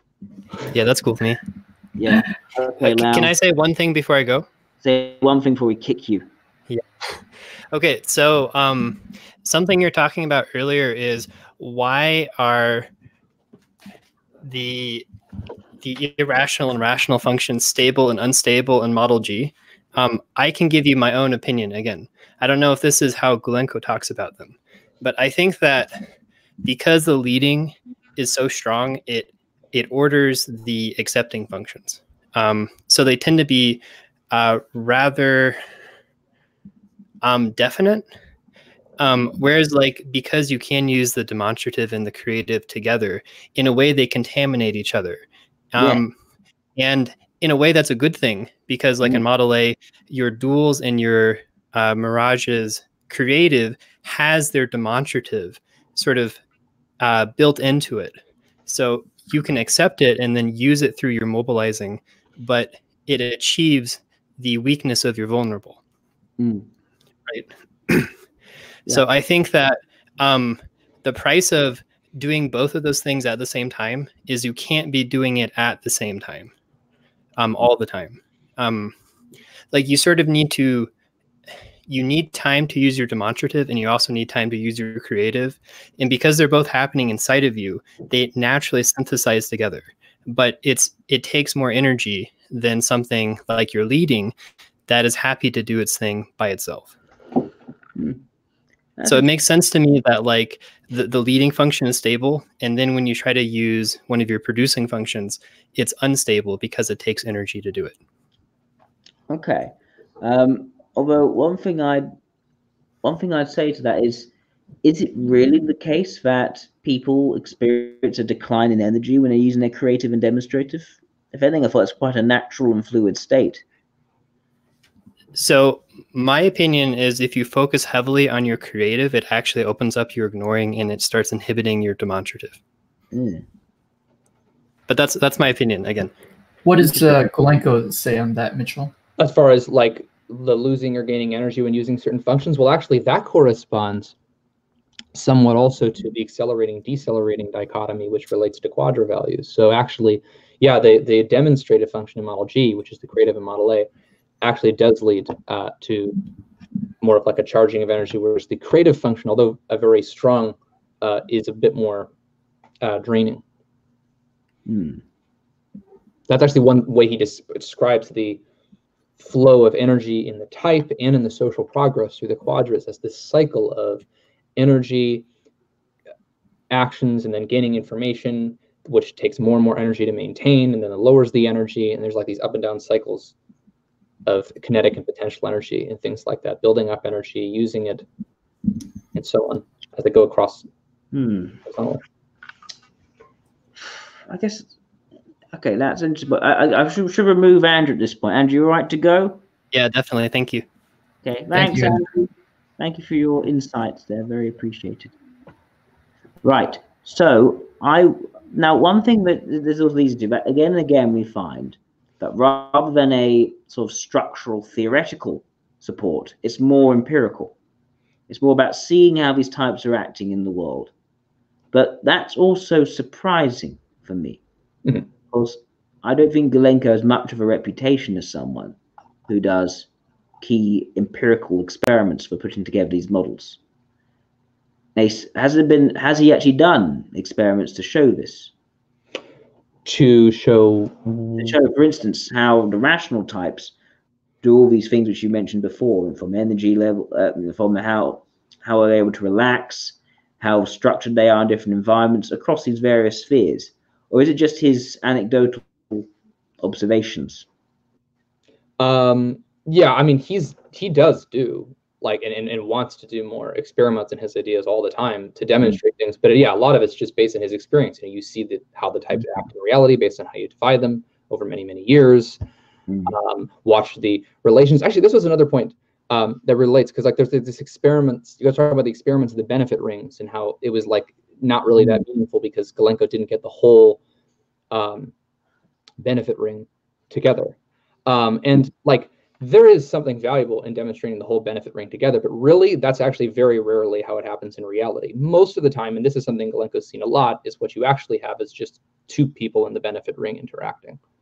Yeah. And so that's mostly what he's basing his observations of the benefit ring around, not these experiments where you get all them together. But there is still something nice in getting the whole benefit ring together because it accentuates the qualities of that whole small group, like Yes. The energy generators or the revolutionaries, as they're sometimes called, or the evolutionary types, and so on and so forth. Now, I remember and also just, sorry, one more thing. It's just that with the experiments, I know like the experience argument on its own, like it's not compelling. Like it's not going to be like, oh, I see what you mean, and so I'm persuaded of your model. That's another value to the experiments, is that they condense the demonstration of something so that it's more maybe widely visible to people who haven't had that experience, and that's really valuable.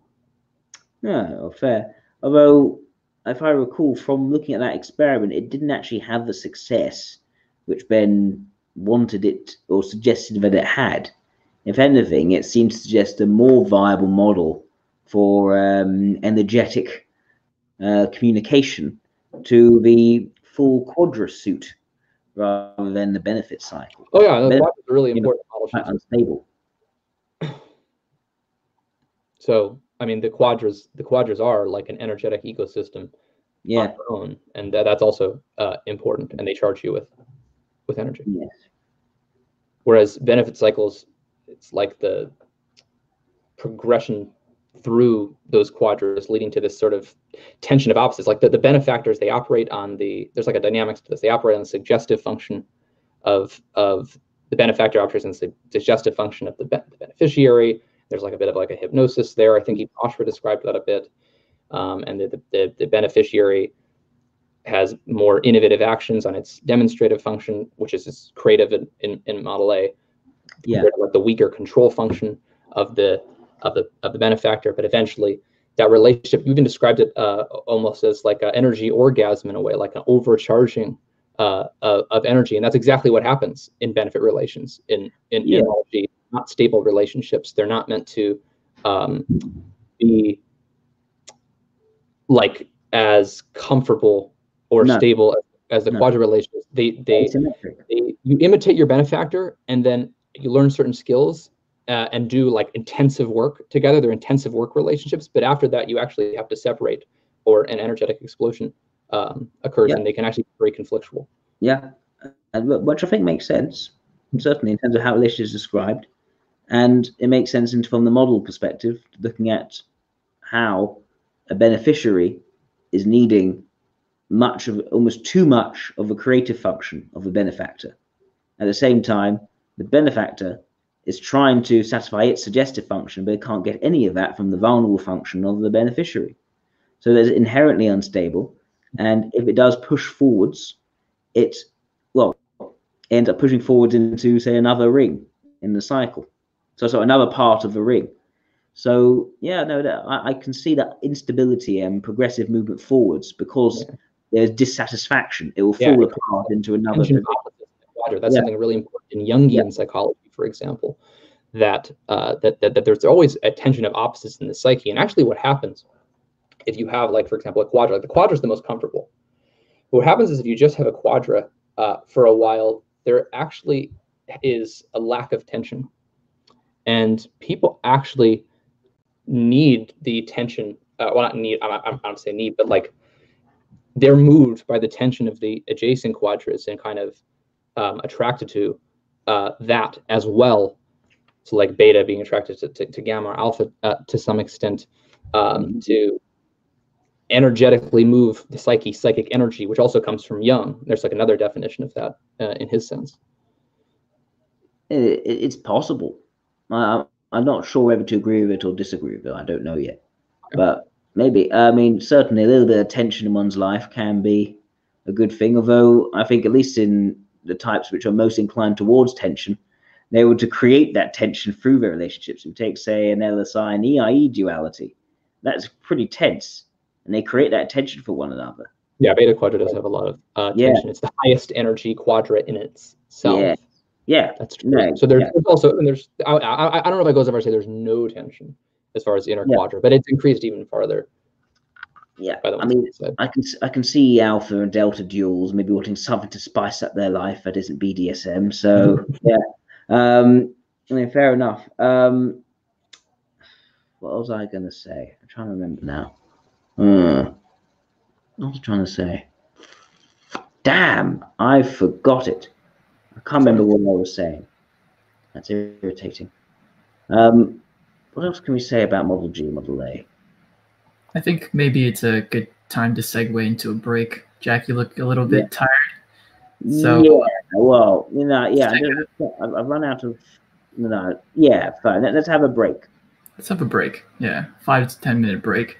Maybe let's talk about maybe like having some more of these potential hangouts in the future. Maybe with Lau, maybe with potential newbies to see how they can be swayed, and maybe what they have, perspectives they have entering in Model A or Model G, stuff like that.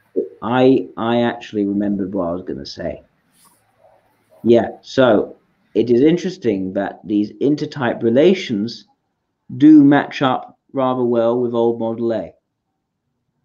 There is that similarity, but that leads to more questions, because as we've demonstrated, things are so different at that very basic level when looking at these function dichotomies. How is it then that, and as a result, we assume that the types must be very different? How can we then reach very similar intertype relations? That doesn't seem to follow.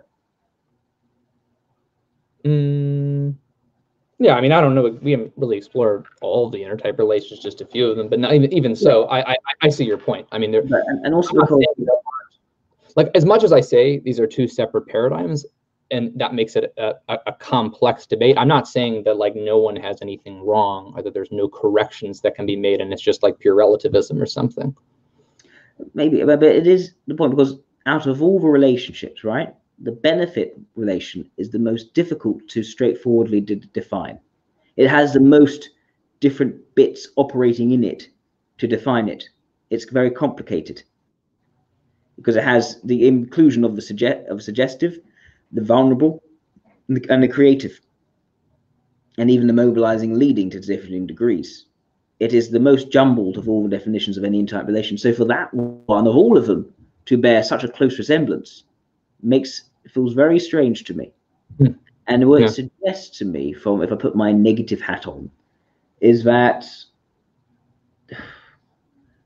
all the theoretical stuff that's gone down on the base has actually not been followed through towards the conclusions, and the conclusions have been lifted out of Model A, and then things have been tweaked in the under the hood, as it were, without then bringing that up towards what's actually on the facade at the top. Okay. Well, generally, the way the Glenn approaches things is not from these theoretical issues at the bottom. He actually is looking at, like, he types two people in a benefit ring by a certain type, and then you've seen their behavior over so many years. Yeah. And they have these dynamics that you can observe, and then the definitions we define for the parts as a part of that are best to actually be refined or understood in the context of the whole. He's not even actually building this up as much from bottom up. Fair enough, but in which case, why do we even have the bottom? It's just more, we could examine more details as to distinguish between what we could theorize the properties of the functions are. But they're not actually, it's really true that they don't really use the function dichotomies especially often.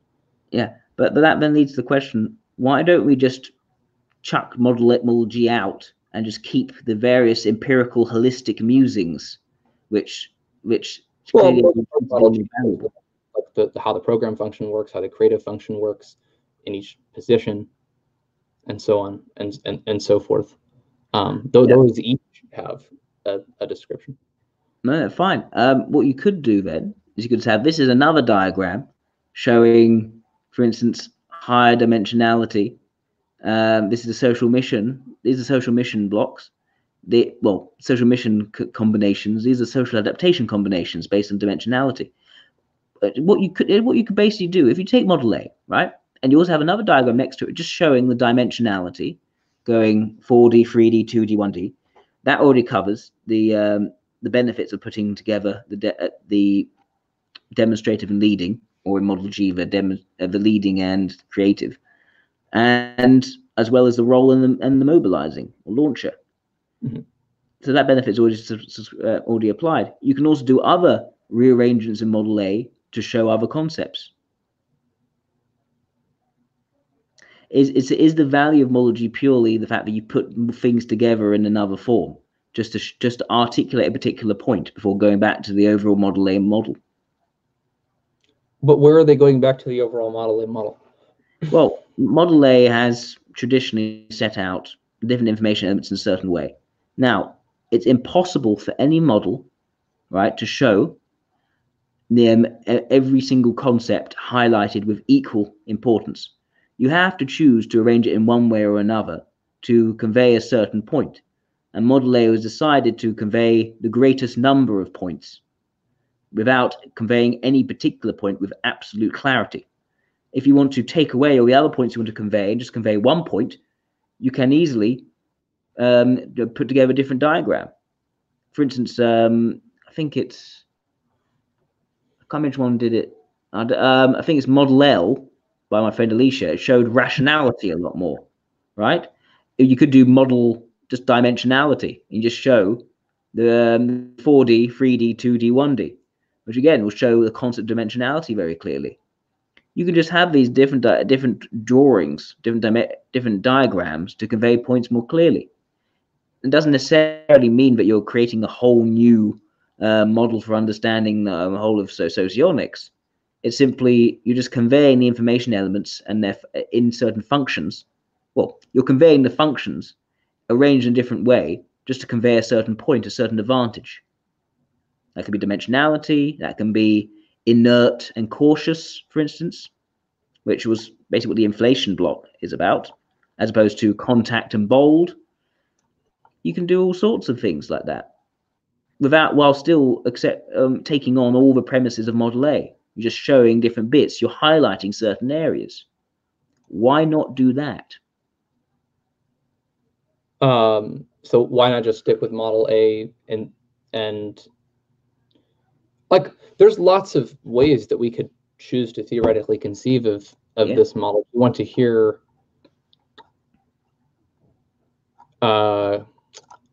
Glencoe's rationale for like different ways of how he thinks about Model G, to hear like why he might want to conceive of things this way.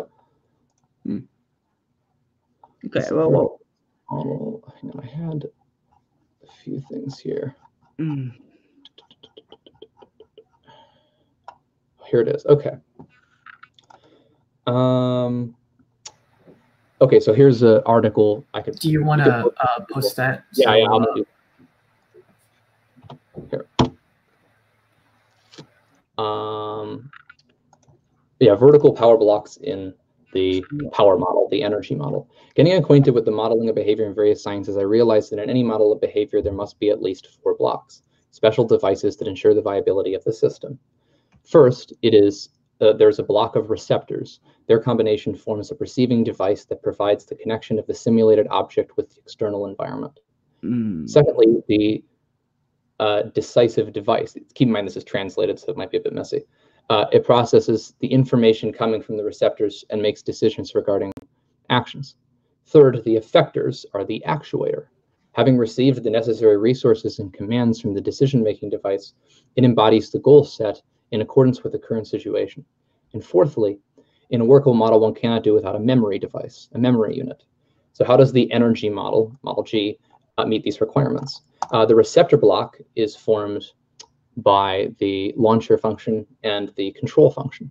The impact of the launcher function excites the type, and of the control function suppresses the type. The solver block combines the program and the demonstrative function. The program function encourages and stimulates, and the demonstrative function limits and encounters obstacles. So entrepreneur LIE, for example, according to the scheme, will encourage business initiative, but limit and subordinate the terms and speeds of partners. So sorry, limit the terms and speeds of partners? Yes. What does that mean? Presumably to control different timescales in whatever business activity they're working on. Right. Like the rationals, control the intuition of time in that sort of way. Anyway, I'll tell you all the first. All right, so the effectors correspond to the creative and suggestive positions. The difference between them is this: if the second, the creative function, acts as a humble performer, then the sixth, suggestive manipulative, as a cunning and obstinate servant of two masters. So the entrepreneur will go to any business innovation without any questions. That's the NE. And the ethics of approval or condemnation will be accepted only by the one he likes, or he'll accept the one he likes. And then the third and seventh position, so the role and the break function, are the memorization unit. The operational memory is connected with the third, the role position. I remember while I do it. And the seventh break position is assigned the long-term memory. So the entrepreneur, emotional methods of influencing are quickly lost, and sensory effects, hardening procedures, survival techniques in nature crash into memory for a long time. So those are consequences arising from the energy model. In some way, how he conceives of that as like modeled the way he does. It's difficult to follow, Mitchell, but very difficult to follow. But what I'm getting from that, well, what am I getting from that? It's showing certain situations in which a different function is being used.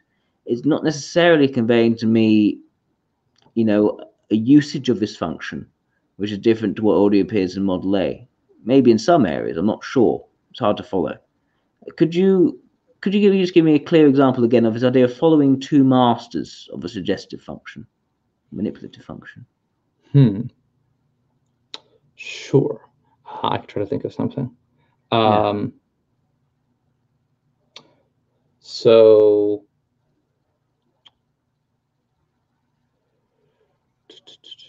let's see. So if you had something like an inspector, say, maybe an LSI, that their way they use the ethics of emotion would be more to encourage people that have a more positive attitude to people that follow the structures that they want implemented. It creates an additional sort of encouragement there because the structural logic and the ethics of emotion are this sort of dual unit that works together. And so if you, like, structures need encouragement to actually gain attention, to get to be valued in the world, if that makes sense. That's one reason why the LAI and the LSI do use their FE, and their dual does as well, for them to support them. And so they would be using it in such a way as to slant things towards what they really want at the program function. What I understand, why is that suggesting following two masters? Well, that's just it. It's just like, let's say you had, like, as far as in the ethics of emotion, like there's a certain mood in this group that you keep up to get your structure accepted here, and then a different one in a different place to get your structure accepted in that place. And then between those, one of them is looking like it's going to be more successful, one of them's being more failed. I'm not saying you can't do both, but the one, if you have to actually put all your energy more into one, and you're going to put your long-term habits of behavior into one, which is characteristic of the suggestive function, then you would try to encourage that one more, the one that's looking like it's going to be more successful. So that's like they mentioned for the entrepreneur, like Yeah, like the ethics of approval and condemnation will be accepted by the innovations that it actually fit its business logic more. Oh, okay. So are you saying, tell me if I'm wrong, are you saying that the manipulative function follows two masters, one being this leading and the other being the, well, creative / demonstrative? I don't know if they mean necessarily two masters in the sense of like the functions in the psyche, but like you keep up this manipulative function in the world in various ways, and you try to manipulate things in such a way that you want to use it more optimally for your program function, for the ones that are going to work for your goals that are set by your program function. Okay, it's a bit vague. Okay. It is a bit vague, Mitchell. It also makes you wonder, I think there's something which I broached with Ben about the suggestive function, that it does seem to be something which, at least in certain situations, appears to be stronger than, say, the mobilizing function. Yeah, this is something we discussed it. And I think, actually, I had a point to that. Hang on. Yeah, so one thing you said in your response to my first video was that it's perfectly reasonable for there to be certain situations for the launch to be more important. Mm-hmm. One thing I wanted to know from you is, in what situations would the launcher be more important than the suggestive function? Well, that's a good question. So the launcher function is related to benefit and activity relationships, which are very energetic in nature. And the launcher function is important in the sense that it collects feedback that gives the type of the sort of stimulation that it wants and launches it into social activity, and it has a long range externality, more formal influence at like the social and intellectual level of the communicative space.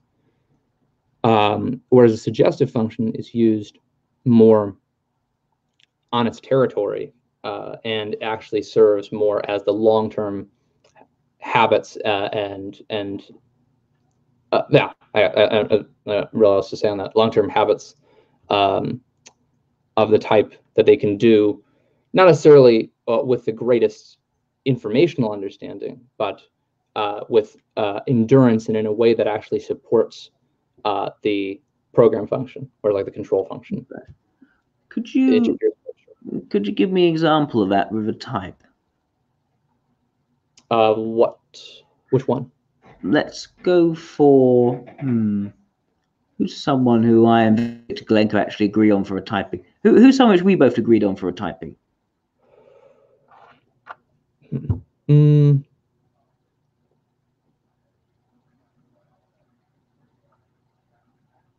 you guys agree on Mitchell's typing? No. We could do. Do you think I'm an I-Lee, Mitchell? I think of an I. Here, why don't I look up? In model G, do you think I'm an I-Lee? Oh, do I think you're an I-Lee? Yeah, I think most likely you're an I-Lee of the dominant subtype, yes. Okay, so how would the mobilizing and the suggestive, well, in what situations would my suggestive be stronger than my mobilizing? All right, so I had to actually write some things down for this. So let's see, because that was one of the things I thought we could possibly discuss. All right, let this be the final point before we take a break, because I see you guys slowly drifting off. Maybe. So how the suggestive function works, and then I'll also give you an example in terms of the like suggestive FE and suggestive NE as well. Okay. Because I got some ideas on that.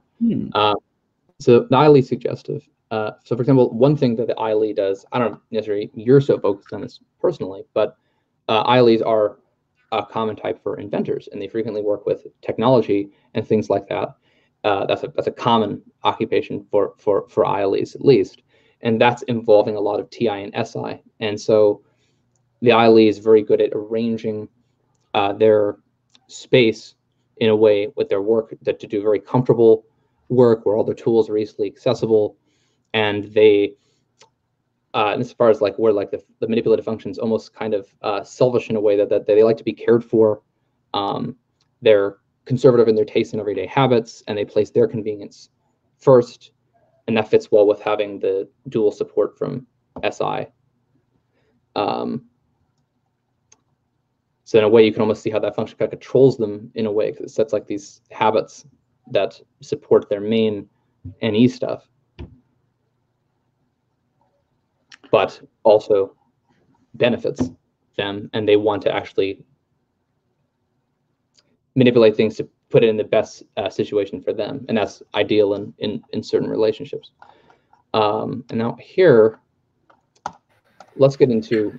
Let's keep in mind that the definition of strength is very different between Model A and Model G. So when we're using the term strength in socionics, we have to really understand what we're talking about. And Golinko really defines it and sometimes doesn't clarify it when he explains stuff like this is what strength is. And then a lot of them side on Model A is like, oh, this is what he means by strength, but you're actually talking about two different strengths. And that's where a lot of misclarification becomes. Yeah, the energy versus information. So what was the definition of strength first? Okay, let's discuss the energy versus information dimensions. Okay. Because those are the different. Okay. Do that.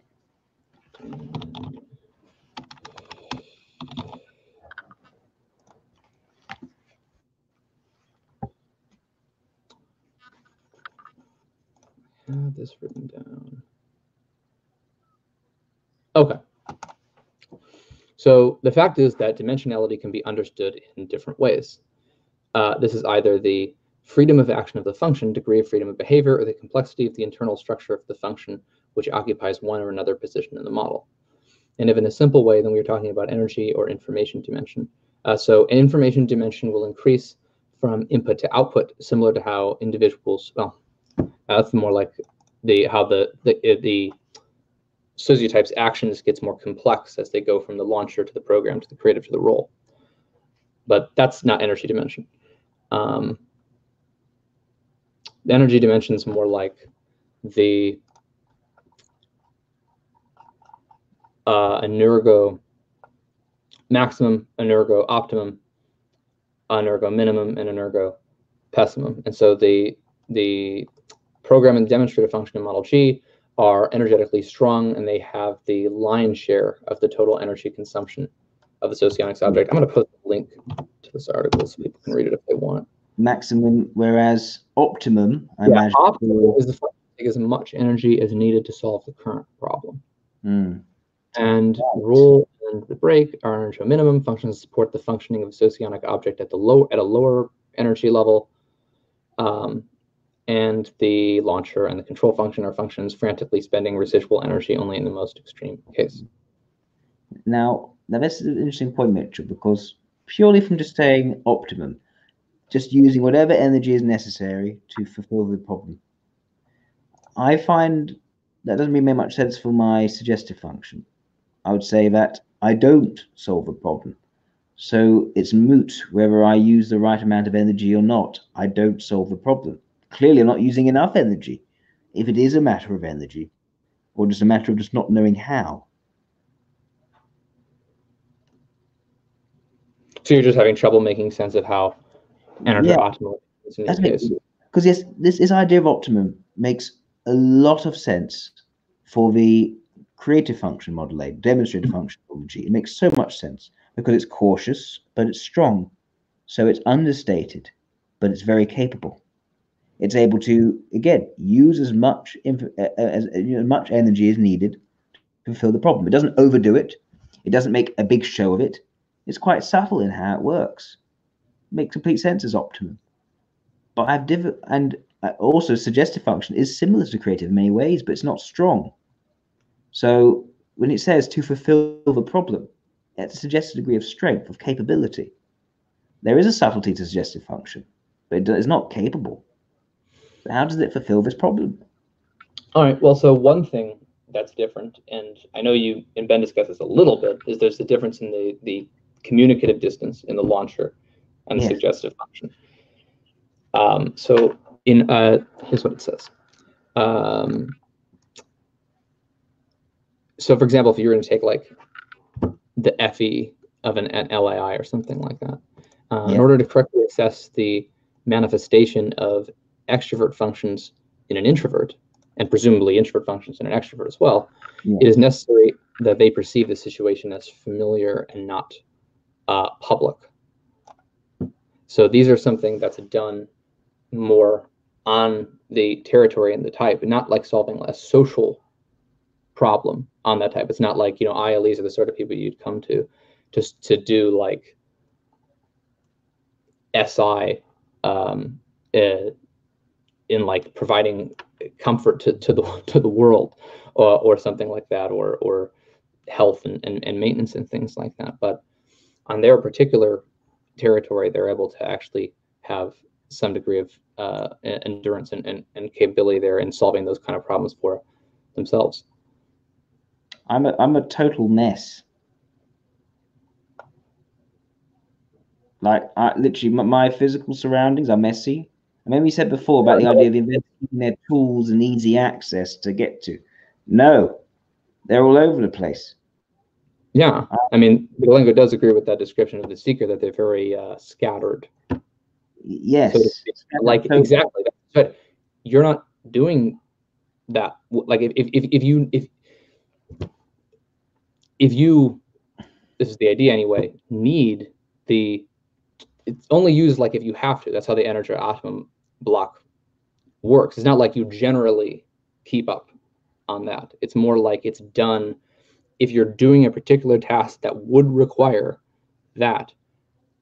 Like, would you even be capable of setting this up in a convenient way? And you might still say no, but I think another metaphor might be is like if you wanted to obsess over it and you wanted to go and spend the energy to obsess about it, do you have like a thrifty cleaning habit that you could get into and not be bored of it really quickly, or run out of energy really quickly, like a car? Like you have enough fuel to complete that thing, and you can go in your car at any time and there's available fuel in it. So let's say you wanted to pick up a knitting habit. You could have enough energy to go ahead and pick up that energy, pick up that new skill or new habit, run the entire length of that car trip or that knitting trip obsession, and then not burn out completely. Where the launcher perhaps would, like, if you tried to get an obsession around a launcher obsession, you would burn out really quickly.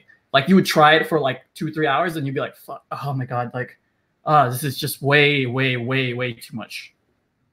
I mean, I don't really relate to that at all, because, for instance, in university, right, I was very interested in musical theatre. I like being on stage. I like performing. I enjoy being in front of people and actually performing, having an effect on other people. That's what I used to do. There are actually video clips of me on YouTube playing this really unsavory character, but I really enjoyed that. I didn't feel immediate burnout. Whereas the idea of me having to bring together the concrete details of my environment to get something done, like for instance, simply when I'm cooking, right, we're having just to lay out and prepare everything and chop those onions, get them into little pieces, and even the idea of going shopping, getting ingredients, I immediately feel drained at the idea. So it's the opposite. Maybe I'm an LII in Model G. Yeah, I mean, I guess I can't say with absolute certainty what Galenko would type you. Yeah, the difficulty is that Ben is very keen to suggest my cognitive style is one of either an ILE or an LSI, or I guess an SEE or an EII. Maybe I'm an EII. Nah, I don't think so. But yeah,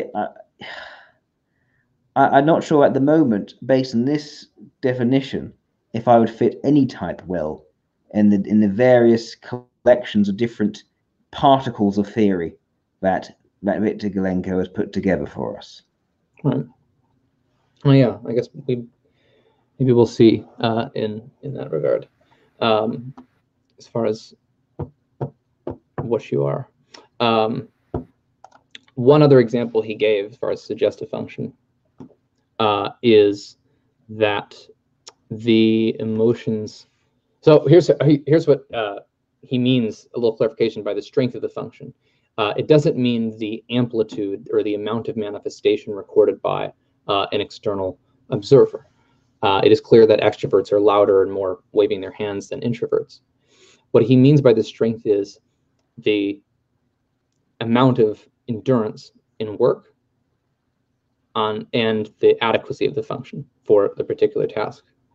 And if you compare, for example, say emotionality by these criteria, so in like to say the inspector and the analyst versus the seeker and the marshal, and he's done this by comparing repeatedly the expression of their emotions in photographs of these types. The analyst and the inspector will be, emotions of the analyst and the inspector will be richer, more differentiated and more adequate than the emotions of the marshal and the seeker. And the same can be done with intuition of opportunities, evaluating it by ingenuity and originality of the proposed solutions. The master and the mediator, SLI and SEI, will surpass the enthusiast and administrator, ESC and LSE, in the resourcefulness and the originality of their decisions in an uncertain area.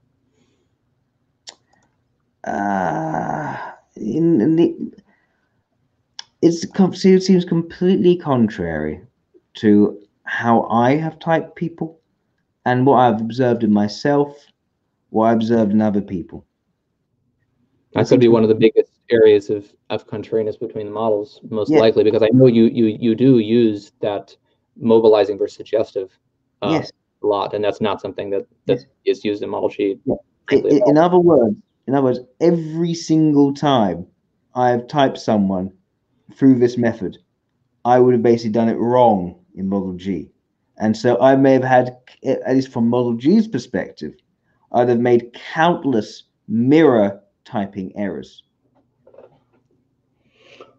Well, not necessarily, because also there's the fact that you might also just be noticing the amplitude of the function being different. So it's not like, I mean, the person's still going to use their launcher in the world in some way, and they're very kind of excited by that.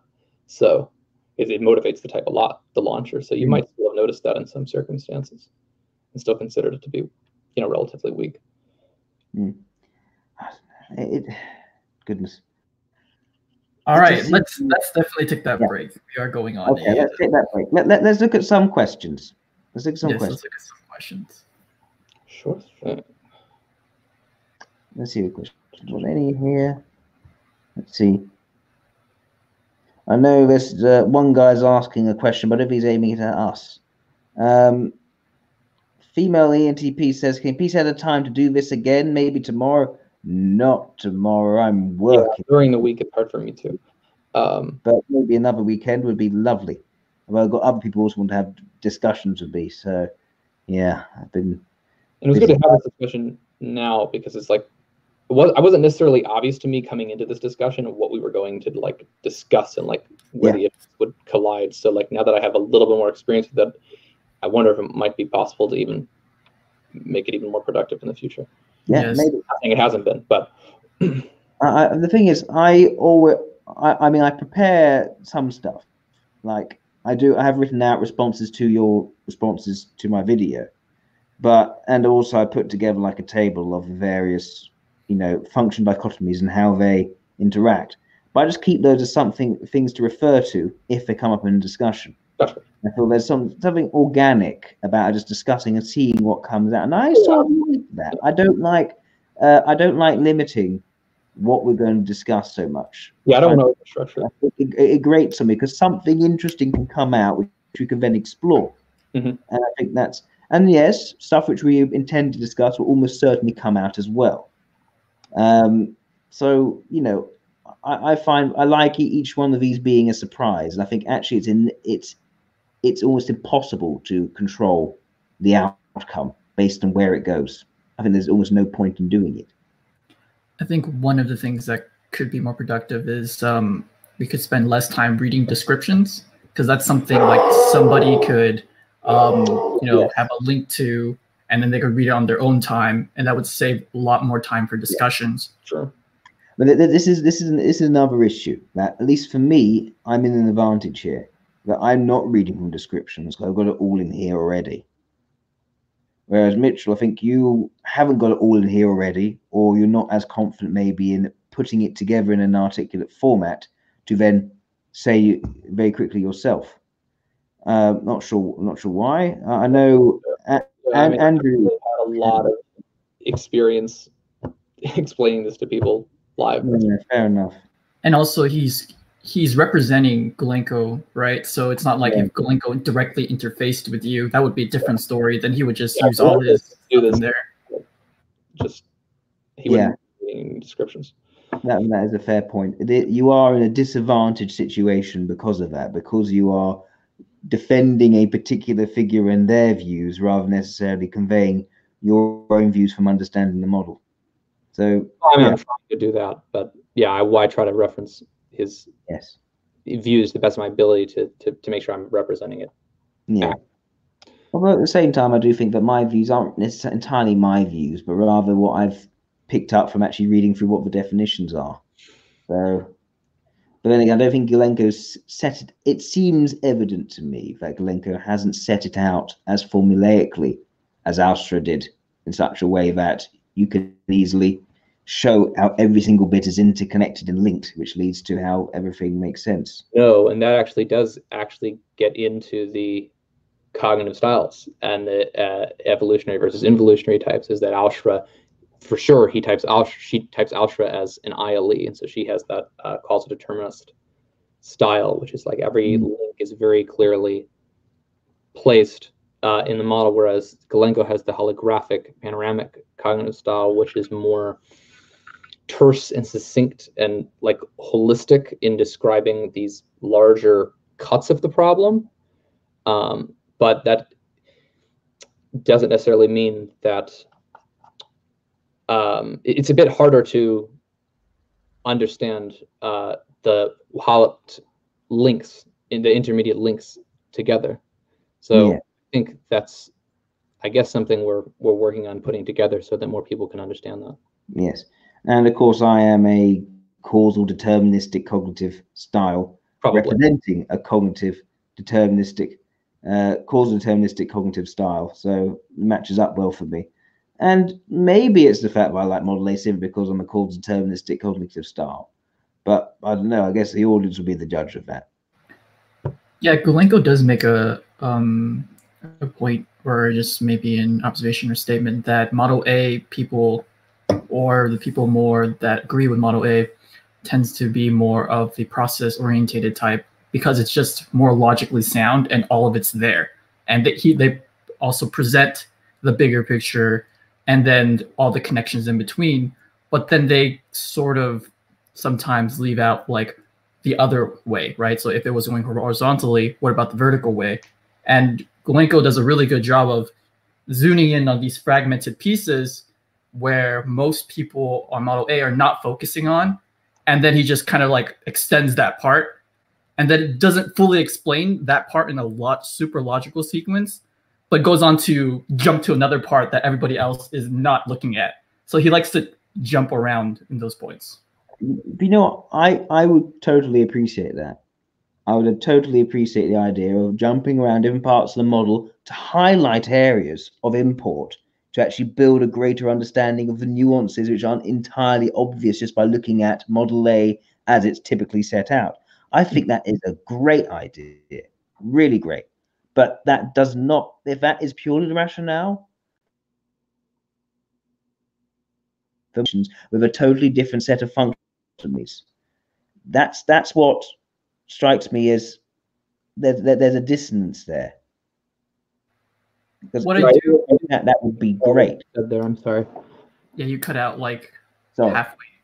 Sorry, I was saying, why, if you were doing this jumping around to different parts to actually show up areas of greater nuance within Model A, and showing it in different viewpoints and snapshots, which aren't immediately obvious from the overall picture of Model A, that would be great. They'll build a far greater understanding, far greater grasp of nuance in the theory.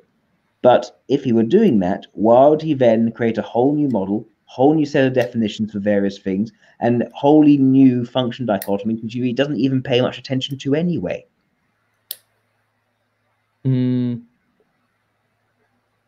Well, he's dealing with a different set of observations that are best. Like you mentioned, like, you were very surprised at the suggestive function, the launcher, and all this stuff. Like he's not surprised by that. That's actually like what he's seeing in his model. So he's created another model to fit the way he divides the types and how they go between the different functions, and how he visualizes them as this device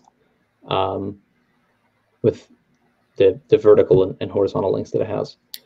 Well, maybe. I mean, it could be they just mistyped a whole load of people and has put together his own views on it. But okay, I can see. Look, it makes some sense in that I've seen multiple examples where he's typed someone SLE, and I would say that they are actually LSI. Yeah, I remember that. And then there's the Trump debate and the SLE and SEE. Oh no, that's a different one. That's Trump SLE to SEE. I'm talking about LSI. And there was a sequence that you did. You said he mistyped SE. At one point, you said this. I don't know if you actually think it like systematically, but you said you thought he types SLEs as SEE and LSIs as SLE. I don't think necessarily systematic. I mean, it appears to a degree, it seems reasonably common, but I have seen a sort of loose pattern where a lot of LSIs, these people I've typed LSIs, like Erdogan, for instance, as being SLE. And then people who I'd think SLE, he then type SEE. But yes, but at least purely in terms of LSI to SLE, you can see a reasonably consistent mirror divergence. And maybe there are other mirror divergences there. That would make sense. Explore like some of the different reasons for those typings and like why they're being the other reasons as well, yes. Shifted over one. Yeah. Some of the differences. I think one thing that could be extremely productive is if we could get Glenko on one of these hangouts in the future, and for him to walk through a typing with us, and for him to like kind of like to explain, and then for you to be like, well, why are there these mirror discrepancies? Like, what do you think about that? That would be a very, very good question. I would like to ask this to Glenko. The question is if I can get him on the live chat. I guess I imagine I could if I really reached out. Yeah, I have already a pair of very fluent translators who could help. Or we could do something with Varlawend, and because the next time he goes on there, we could all jump on there, make it like a dual thing, like his show and your show. The problem is Varlawend, I don't think, plays too well with others. I think he likes his structure and doesn't like it when we deviate from his structure. Like to plan thing. Or we could have Varlawend as a guest for us. That could be another idea, and then invite Glenko there as well. Could do. I've already had a discussion with Varlawend and Glenko in the same chat. Actually, I did that a while back. It was me, Ben, Dario, Nardi, and Glenko. Ah, yes, I believe that was in like 2015, 2016, right? Like a couple years ago. It was in like his earlier hangout days, like one of the first 5 or something. Yes. And I think I was being difficult there. I'll be asked a question. What is the type of Dave's superpowers? Well, Jonathan's son asked this. Good question. I know he types himself as INTJ in Myers-Briggs.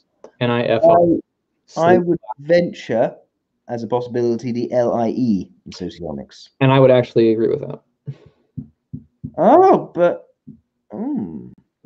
And humanitarian. Maybe you guys could talk about that when we resume. That could have been an example of the suggestive and the launcher differences. Well, then again, I would say the reason for that was more role and vulnerable rather than suggestive and mobilizing. Yeah, you're saying they think he's actually there. But...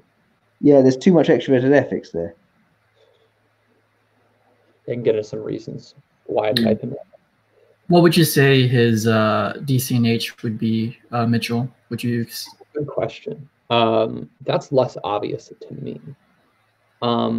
Since he does conceive himself as an introvert, I have to wonder if he'd probably be a distant extrovert. So either normalizing or harmonizing. It could be normalizing because his theory does have this very like complicated structural logic, and that was something that was actually mentioned in the LIE normalizing description. Is that I have to read this actually.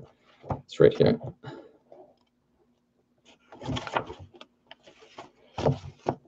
Yeah. Yeah, Mitchell is reading Golenko's books. Yeah, entrepreneur designer is the normalizing subtype.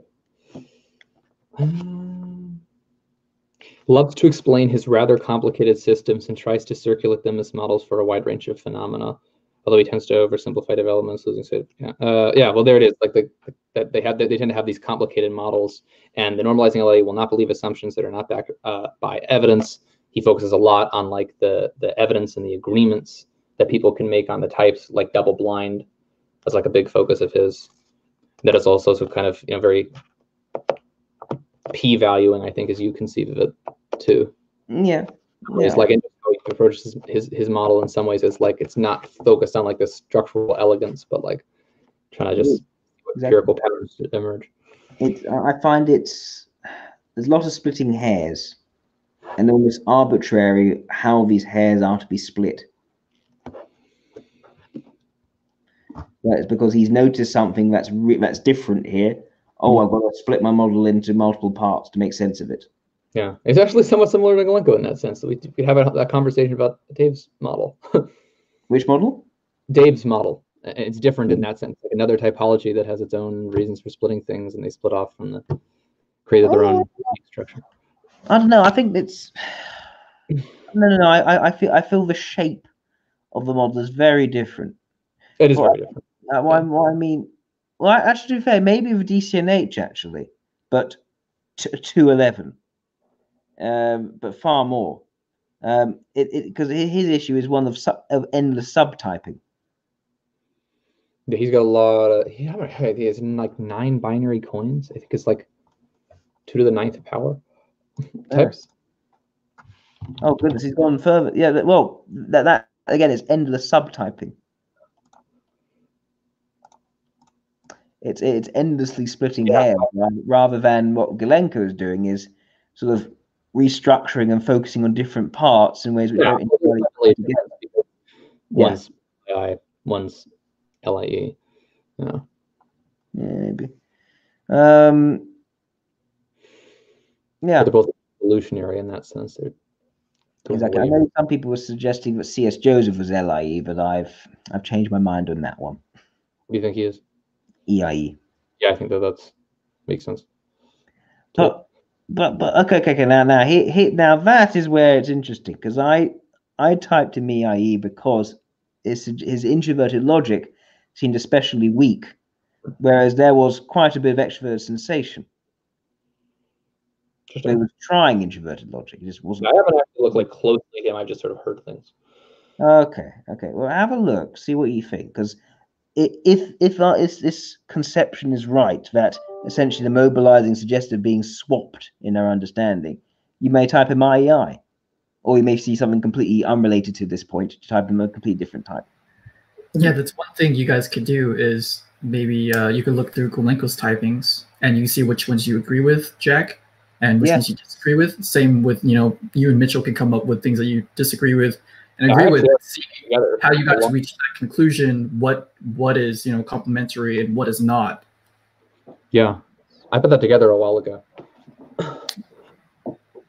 so I could find that and send it to you. That'd be great.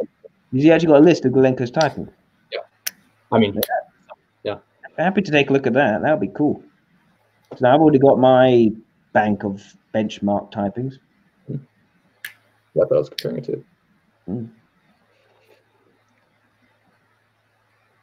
you think we should discuss this now? Do you think we should? That should definitely be, another thing.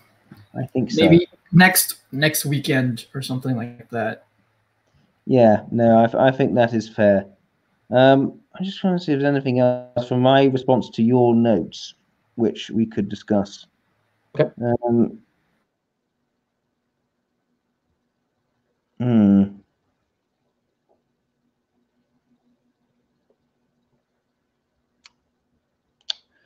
No, I think we actually covered quite a lot of these. Oh yeah, okay. Here's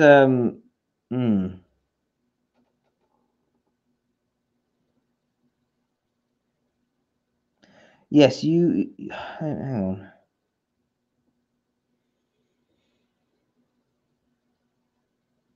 So there's a bit, Mitchell, where you said that I said that the transition to SEE for an ILE isn't believable because it engages the vulnerable function and because the superego is meant to fail. Mm-hmm. And you said that my reasoning was going towards primitive or inflexible. Mm-hmm. Now, my retort to that was that I don't think it's primitive or inflexible to describe one, the logical inference from something which is in theory, right, weak, cautious, inert, evaluatory, subdued, basically the different functional calls to make something vulnerable for and that which is supporting the role. I don't think it is inflexible to say that that basically leads to this interaction where the vulnerable lets down the role. I think it seems to follow.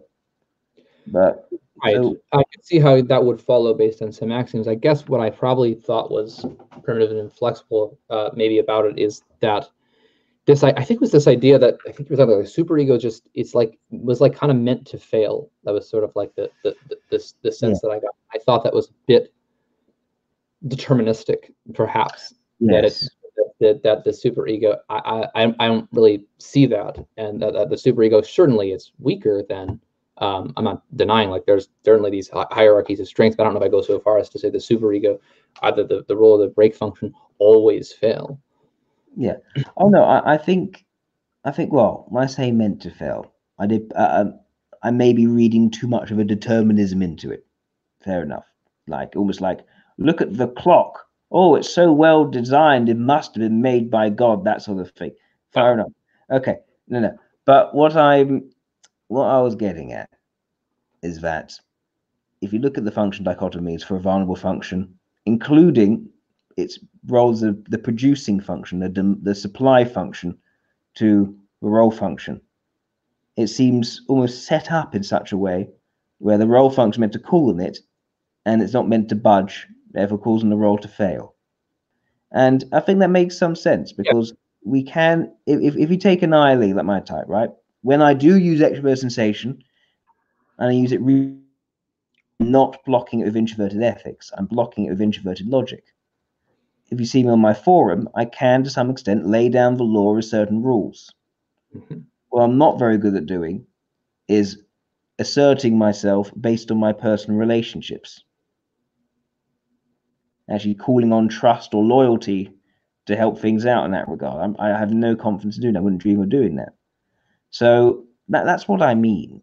When you're using a role in the way which is blocked with the vulnerable, it all seems almost doomed to fail. It never seems to work out well. And there's a rationale for why that would be based on the function dichotomies. Yeah, in Model G, there's something a little similar, I would say. Yeah, as long as you're like more nuanced about it like that. Like you can use these are the inergo minimum functions in Model G as corresponds to the superego, so that you can use them at low levels. But if you try to like overcharge the break function, or like the vulnerable in Model A, and have it do something, it leads to inflation. That's the idea. What that is like the weakest block actions on it require a lot of effort, usually are not crowned with success. With active action in this block, inflation, bloating occurs. More and more energy is expended until the system overflows and an energy surge occurs. So yeah, like it's you have to be careful with the break function. I do. Another thing, I do have difficulty seeing these energy transferals going on in the type. It's hard to articulate. It's something which Vic Glacically has experienced with certain people who he may or may not have typed in a way which I would have deemed correctly. And he's picking up these sort of energy movements, whatever else it is. it's also a thing which, if it is so energetic, so physical and behavioral, it would be good to pick out in some real examples in their behavior. Have a good bank. I think that would help to illustrate this theory more, make Totally it agree. less, make it far less. Because at the moment, when I listen to it, every single time people trying to explain it, it comes across as very vague, hard to see in examples, and it can't lean back on the very deductive logical structure of Model A can lean back on, because it hasn't put in that focus. No, you're right. I mean, it doesn't focus on deductive stuff. And I think this is why when people are watching this debate, even more so with Ben's debate, I don't think Model G has been sold or done the justice which maybe it could have been done for it, because not for due to your fault, but because there hasn't had that infrastructure put in. No, I think you're right. I think there could absolutely be more effort put into explaining things, making them apparent, seeing the whole picture and how it all fits together. I think something in the future episodes you could do is like when you guys come up with that typing, right? Then Mitchell could say, you know, here are those examples. Jack, can you also see them based on your experience of these characters or people, right? Here are Model G examples, representations. Yeah. Can you see those observations directly for yourselves? Because it is more, Model G is a little bit more like, you know, like observable. And if you can't see it directly from your own experience, it's going to be really hard. But if you could, with the same agreeable typings, then you can come up with your own arguments for what you can see or what you couldn't see. Yeah, I think that would be a very useful exercise.